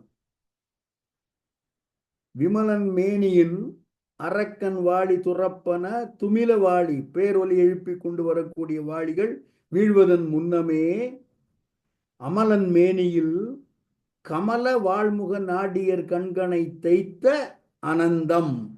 ஆல் என்பது அசை, அனந்தம் என்பது நான் சொன்ன போதே எண்ணிக்கை இல்லாத இன்ஃபினிட்டி. ஸோ ஏராளமான தேவலோகத்து பெண்கள் அவர்களுடைய கண், ராமன் கண் பார்வை, கண்ணாகிய அம்பு, கண்கணை ராமன் மேனியில் பட்டன என்பது. இதுக்கு ஒரு வியாக்கியானம் எழுதுறாங்க. ராமன் மேனியை பார்த்த பெண்கள் ஏராளம். மிதிலையில் தோள் கண்டார் தோளே கண்டார் என்று ராமனுடைய மேனி ஒவ்வொரு அங்கத்தையும் பார்த்தவர்கள் அதிலிருந்து கண்களை எடுக்க முடியாதவர்களாக இருந்தார்கள் என்று. அப்பொழுது ராமனுக்கு திருமணம் ஆகவில்லை. இப்பொழுது ராமன் ஜானகியின் கணவன். அவன் மீது கமல வாழ்முகன் நாடியர் கண்கணை அனந்தம் தைத்தன என்று சொல்வது பொருந்துமா என்ற கேள்வியை உரையாசிரியர்கள் தாங்களாகவே எழுப்பிக் கொண்டு, அதனால்தான் கம்பன் ராமன் இந்த இடத்தில் அவனை சுட்டுவதாக 2 சொற்கள் போடுகிறார்கள். இரண்டுமே மலம் அற்றவன், விமலன், அமலன். எந்த விதமான குற்றமும் எந்த விதமான பிழையும் எந்த இடம் கொடுக்காத, செய்யாத மட்டும் இல்ல, அதற்கு இடம் கொடுக்காத ராமன், அவன் மீது இந்த பெண்களுடைய பார்வைப்பட்டது என்றால் எங்களை மீட்டெடுக்கக்கூடிய, போரில் வெற்றி பெற்று அரக்கனை அழித்து அதன் மூலம் எங்களுக்கு விடுதலை அளிக்கக்கூடிய ராமனை நன்றியுடன் பார்த்த கண்கள். ஏனென்றால் ராமன் விமலன், அமலன் என்று 2 வார்த்தைகளை போட்டு தூய்மை மிக்கவன் என்பதை சொல்லாமல் சொல்லி வைத்திருக்கிறான் கம்பன் என்பது உரையாசிரியர்களுடைய வியாக்கியானம். துமில வாழி அரக்கன் துறப்பன விமலன் மேனியின் வீழ்வதன் முன்னமே கமல வாழ்முக நாடியர் கண்கணை. கமல வாழ்முகம், கமலம் தாமரை வதனம், தாமரை முகம். வாழ் என்றால் ஒளி வீசக்கூடிய, தாமரை போன்று ஒளி வீசக்கூடிய முகம் உடைய தேவலோகத்து பெண்கள் நாடியர் கண்கணை அமலன் மேனியில் அனந்தம் தைத்தன. அடுத்தால் போல் 2 அடுத்த பாடல் போடலாம். 2 தேர்களும் ஒன்றை ஒன்று நெருங்கி வருகின்றன. அந்த தேர் எவ்வாறு ஒன்றுக்கொன்று சரிசமமாக இருந்தன, தேரின் கொடிகள் எவ்வாறு சரிசமமாக இருந்தன, தேரின் வில் எவ்வாறு சரிசமமாக இருந்தன என்று போர் துவங்குவதற்கு முன்னால் அதை பற்றிய வர்ணனைகள் பலவற்றை கம்பன் தருகின்றான். சென்ற தேர் இரண்டினும் சேர்த்திய குன்றி வெங்கண் குதிரை குதிப்பன ஒன்றை ஒன்று உற்று எரிவுக நோக்கின தின்று தீர்வன போலும் சினத்தன. ராமனை பற்றியோ ராவணனை பற்றியோ செய்தி இல்லை. சென்ற தேர் இரண்டினும், ராவணனுடைய தேர் ராமனுடைய தேர், இரண்டிலும் சேர்த்திய, இரண்டிலும் சேர்த்து பூட்டப்பட்ட குதிரைகள் குன்றி வெங்கண், குன்றி என்பது குன்றிமணி, குன்றிமணி சிவப்பா இருக்கும், குந்திமணி. ஸோ அது போன்ற வெங்கண், சிவப்பான வெங்கண் உடைய குதிரைகள் குதிப்பன, அப்படியே துடிச்சு கொண்டிருக்கின்றன போர் செய்வதற்காக. அந்த குதிரைகள் ராமனும் ராவணும் எப்படி பார்த்தாங்க தெரியாது, ஒன்றை ஒன்று எரிவுக நோக்கின. ராமனும் ராவணனும் போர் கண்களிலிருந்து தீப்பொறி பறக்க ராமன் ராவணனையும் ராவணன் ராமனையும் நோக்கினானா இல்லையா தெரியாது. ஆனால் இந்த குதிரைகள், ராவணனுடைய குதிரைகளும் ராமனுடைய குதிரைகளும் ஒன்றை ஒன்று கண்களில் தீப்பொறி பறக்க பார்த்தன. விட்டா தின்று தீர்வன போலும், ஒரு குதிரை அடுத்த குதிரை சாப்பிட்டிடும் போல அப்பேற்பட்ட கோபம், அப்பேற்பட்ட சினத்தன. சென்ற தேரோர் இரண்டினும் சேர்த்திய குன்றி வெங்கண் குதிரை குதிப்பன ஒன்றை ஒன்று உற்று எரிவுக நோக்கின. எரி என்றால் கண்ணில் நெருப்பு. தின்று தீர்வன போலும் சினத்தன, அப்பேற்பட்ட சினமுடையவை இந்த ரெண்டு செட்டு குதிரையும், ராமனுடைய குதிரை ராவணனுடைய குதிரை. அதே போல இந்த ரெண்டு கொடிகளும், அடுத்த பாடல் போடலாம் அக்ஷய்.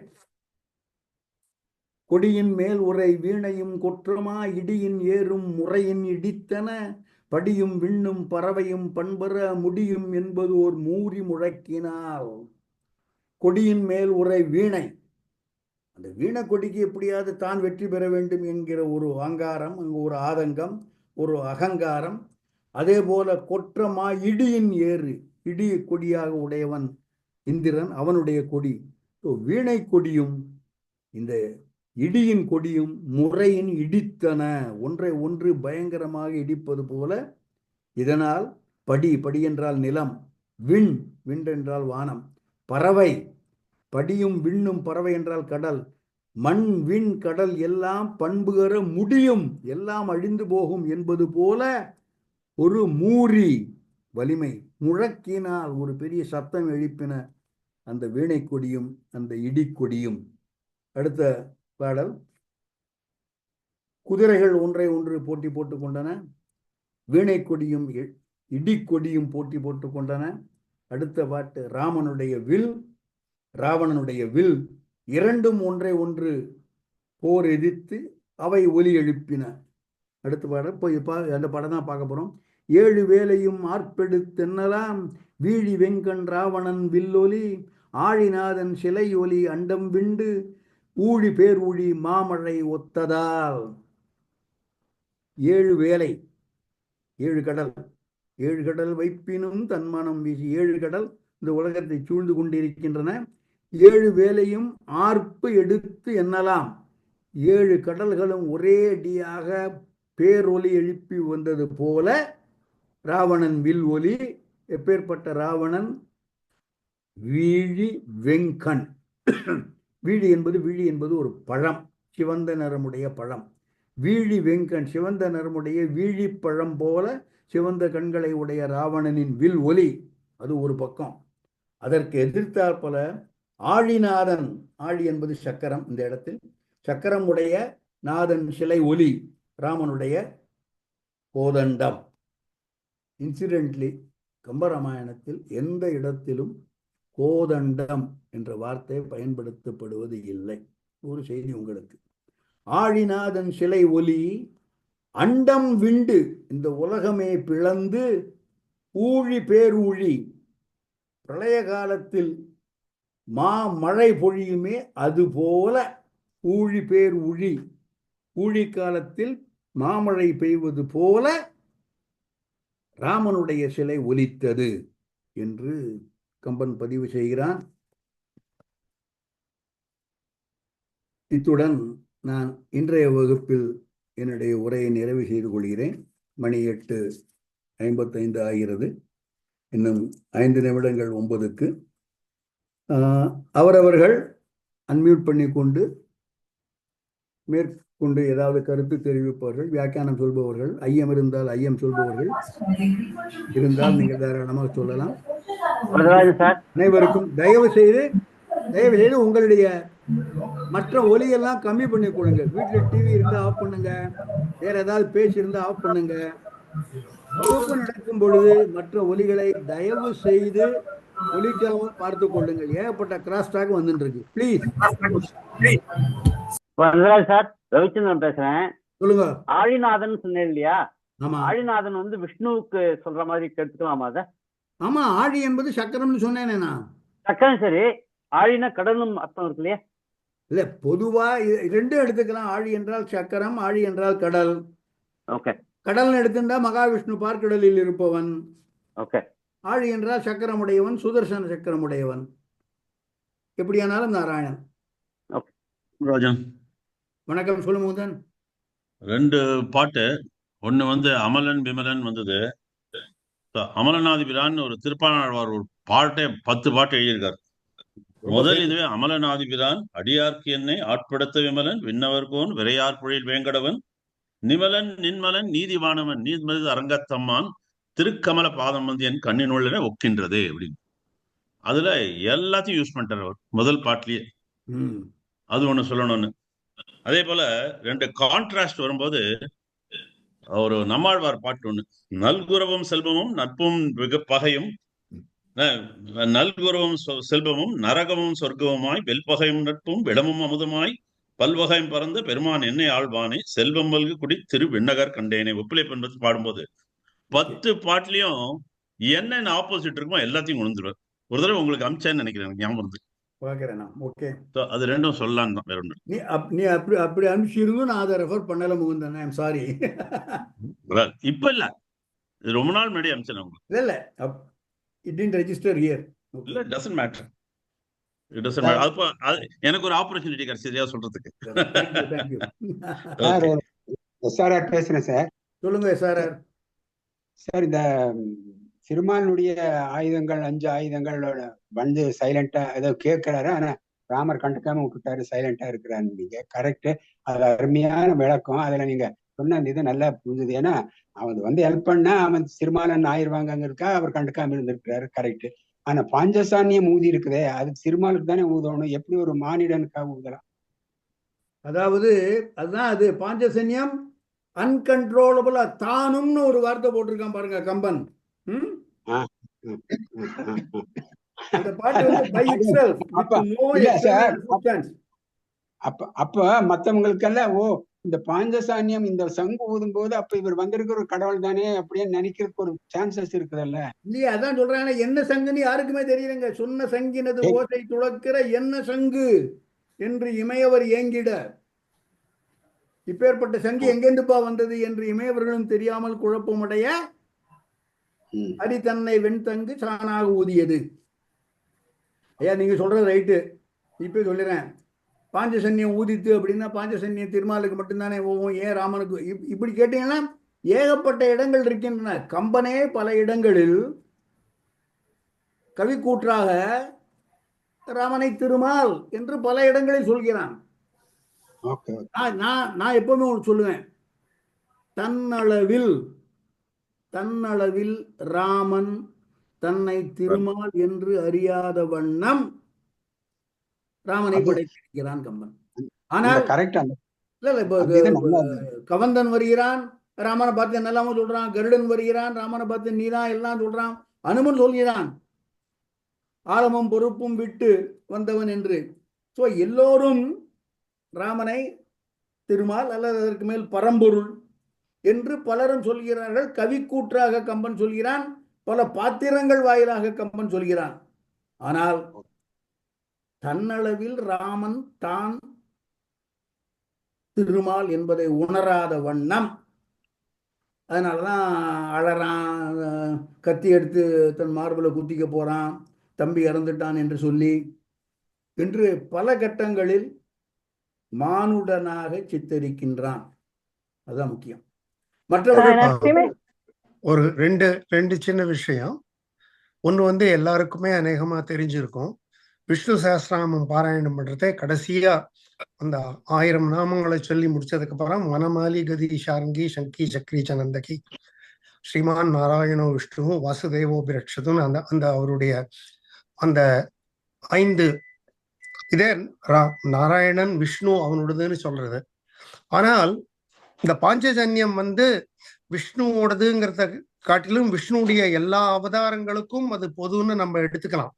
ஏன்னா பகவத்கீதையில மகாபாரதத்துல பகவத்கீதையில பீஷ்ம பிதாமகர் சங்க ஊதி போருக்கு ரெடின்னு சொல்ற போது பாண்டவர்களுக்கு பதிலாக முதல்ல சங்க எடுத்து ஊதுறது பாஞ்சஜன்யம் ஹிருஷிகேஷக. அவன் பாஞ்சஜன்யத்தை எடுத்து Krishnan ஊதுறான். even though he is the charioteer and he is not involved in the battle. அவன் முறைப்படி சண்டையிட வரல, தேர் செலுத்த வந்திருக்கான். ஆனா இங்க எப்படி மாதலி எடுத்து இங்க மாதலி ஒரு எஃபர்ட் எடுக்கிறானோ அதே போல அங்க கிருஷ்ண பரமாத்மா முதல்ல சங்க எடுத்து உதறார். அப்புறம் தான் அர்ஜுனன் தேவதத்தோ தனஞ்சயா அப்படின்னு அப்புறம் மற்ற பாண்டவர்கள் எல்லாம் ஒரு அவரவர் சங்குகளை எடுத்து ஊதுறான்னு இதுல பாகவதத்துல நம்ம பகவத்கீதையில நீங்க அதை பார்க்கலாம். சாப்டர் 1ல. ஹாய் சார், நான் ஸ்ரீமதி பேசுறேன். இந்த இதுல அமலன் விமலன் அவருடைய தோள்களில் வான நங்கையரின் கணைகள் பொருந்தின அப்படின்னு சொன்னதுக்கு அது எப்படி, அதுக்கு நீங்க ஒரு அழகான விளக்கம் சொன்னேன். இந்த அமலன் விமலன் அதை சொல்றதுக்கு ஸ்ரீ தியாகராஜ சுவாமிகள் ஒரு அழகான ஒரு வரி சொல்லியிருக்கார்.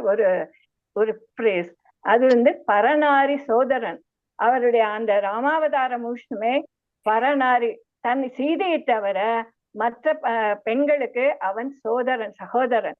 அத ரொம்ப அழகா அந்த சாதிஞ்சனை பாட்டுல அழகா பொருத்தியிருப்பார் ஸ்ரீ தியாகராஜர். அத இந்த இடத்துல குறிப்பிட விரும்புறேன். அதுக்கப்புறம் பின்னால் சொல்ல மற்றவர்கள் சொன்ன பிறகு இன்னொன்னு. நன்றி ஸ்ரீமதி. கருத்துக்கள் மற்றவர்கள்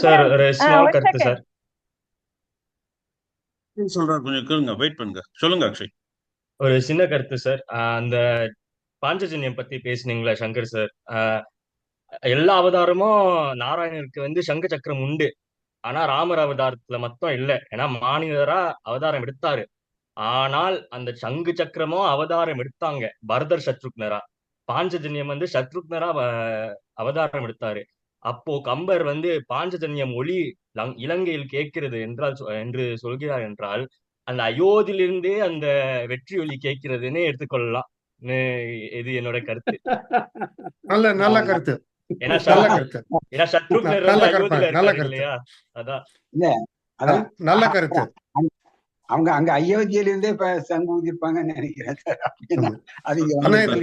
இன்னும் ஒரு சின்ன விஷயம் என்னன்னா, இதுல வால்மீகி ராமாயணத்திலயும் சரி கம்பராமாயணத்திலயும் சரி மகாவிஷ்ணு தன்னுடைய ஆயுதங்களோட தன்னுடைய பரிவாரங்களோட எப்படி மகாவிஷ்ணு தசரத குமாரர்களா பிறக்கிறாரோ அதே போல ஒரு வானரங்களும் ஜாம்பவான்ல இருந்து எல்லாருமே ஒரு தேவனுடைய ஒரு அம்சத்துல பிறக்கிறார்.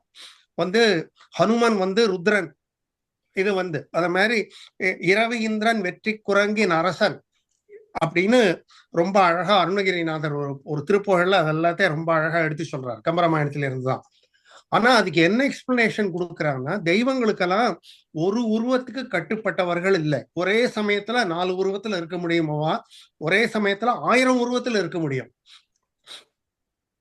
நம்ம அதை நினைச்சுக்கணும். அதனால என்ன, இங்க சிவபெருமான் அனுமான் அம்சமா பிறந்திருக்காரு. அப்ப எப்படி சிவபெருமான் இந்த வண்டி எடுத்துன்னு போன எப்படின்னு சொல்றாரு? அது மாதிரி பல இடங்கள்ல நமக்கு அந்த மாதிரி பெருமானுடைய அம்சம் அப்படின்னு சொல்லியாச்சு. அவ்வளவுதான். கரெக்ட். அதேதான் கரெக்ட். நன்றி சங்கர். வேற ஏதாவது இன்னொரு இடம் எல்லாம் அந்த அவதாரம் மற்ற சுவாமியை சேர்ந்த அத்தனை சங்கு சக்கரம் எல்லாம் அவதாரம் எடுத்தாச்சு. ஒன்றுதான் அவதாரம் எடுக்கல. அது கருட வீரன் என்ன செய்யறாரு? அவரும் இந்த நாகம் தீண்டி எல்லாம் மயங்கி கிடந்த போது கருடன் போர்க்களத்துக்கு வரும்பொழுது இது மத்த அந்த இதெல்லாம் வந்தபோது பார்க்கல சுவாமி. ஆனா கருடன் வந்தபோது அவரை பார்த்து யாரையோ நீ ஐயா என்று கேட்க தெரியாத மாதிரி நடிக்கிறாருங்க. அதையும் நான் இங்க குறிப்பிட விரும்புகிறேன். அவர் கண்டுக்கிறது இல்ல, அவர் he doesn't care for that. இல்ல நடிக்கல இல்ல, அது தெரியாது. அதான் பிகாஸ் மானுட சட்டை நடிக்கிறது இல்ல. கருடன் சொல்லிட்டு போறான், உனக்கு பின்னால தெரியப்படுத்தப்படும்னு சொல்லிட்டு தான் போறான். கரெக்ட். வார்த்தை நம்ம பார்த்தோம் நாகபாச படத்துல, உனக்கு பின்னால் இது தெரியப்படுத்தப்படும் அப்படின்னு சொல்லிட்டு அவன் நீங்குகிறான். கரெக்ட். என்ன இங்க எப்படி என்ன இந்த இடத்துல எப்படி இந்த பஞ்சசாணி அவர் கண்டுக்கலையோ அதே மாதிரி அங்கேயே அவர் கண்டுக்கல கருடனை.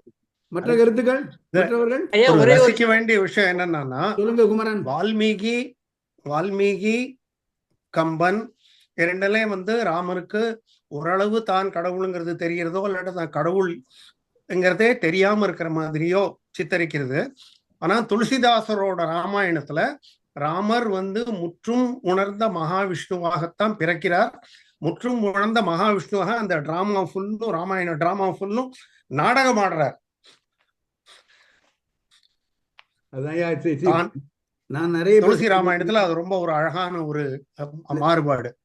வால்மீகியின் ராமன் முழுக்க முழுக்க மானுடனாக காண்பிக்கப்படுகிறான்.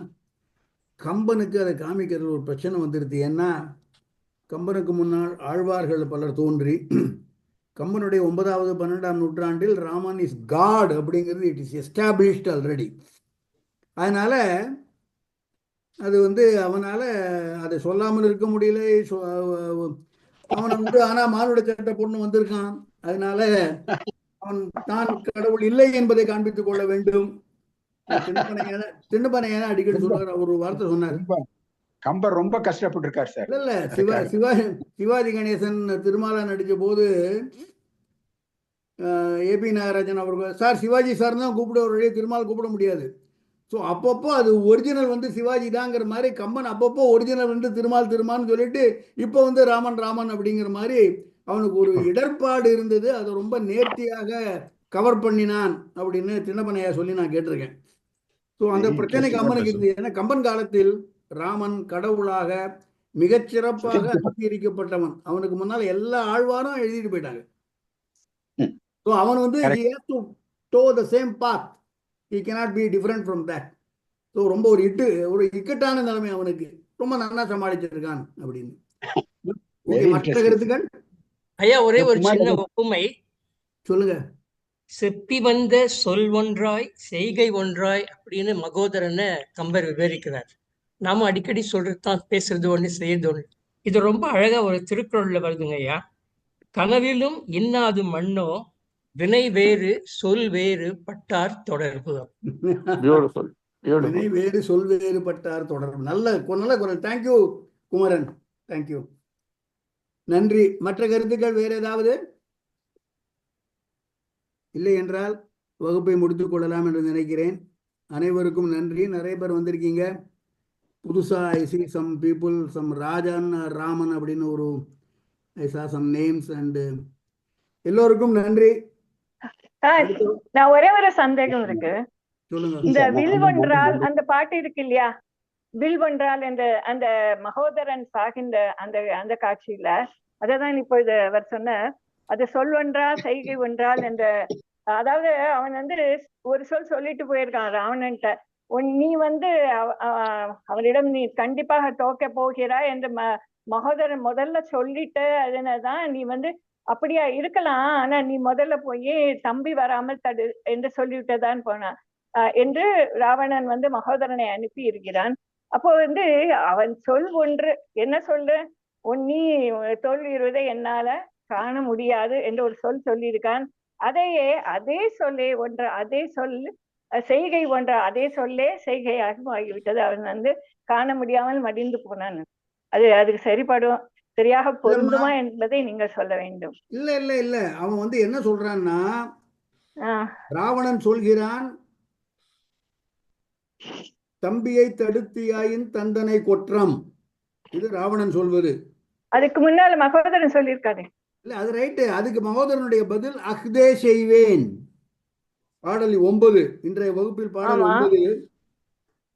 ராவணன் வந்து தம்பியை தடுத்தியாயின் தந்தனை கொற்றம் என்றான், வெம்பிகள் அரக்கன் அஃதே செய்வன் என்று அவனின் மீண்டான்.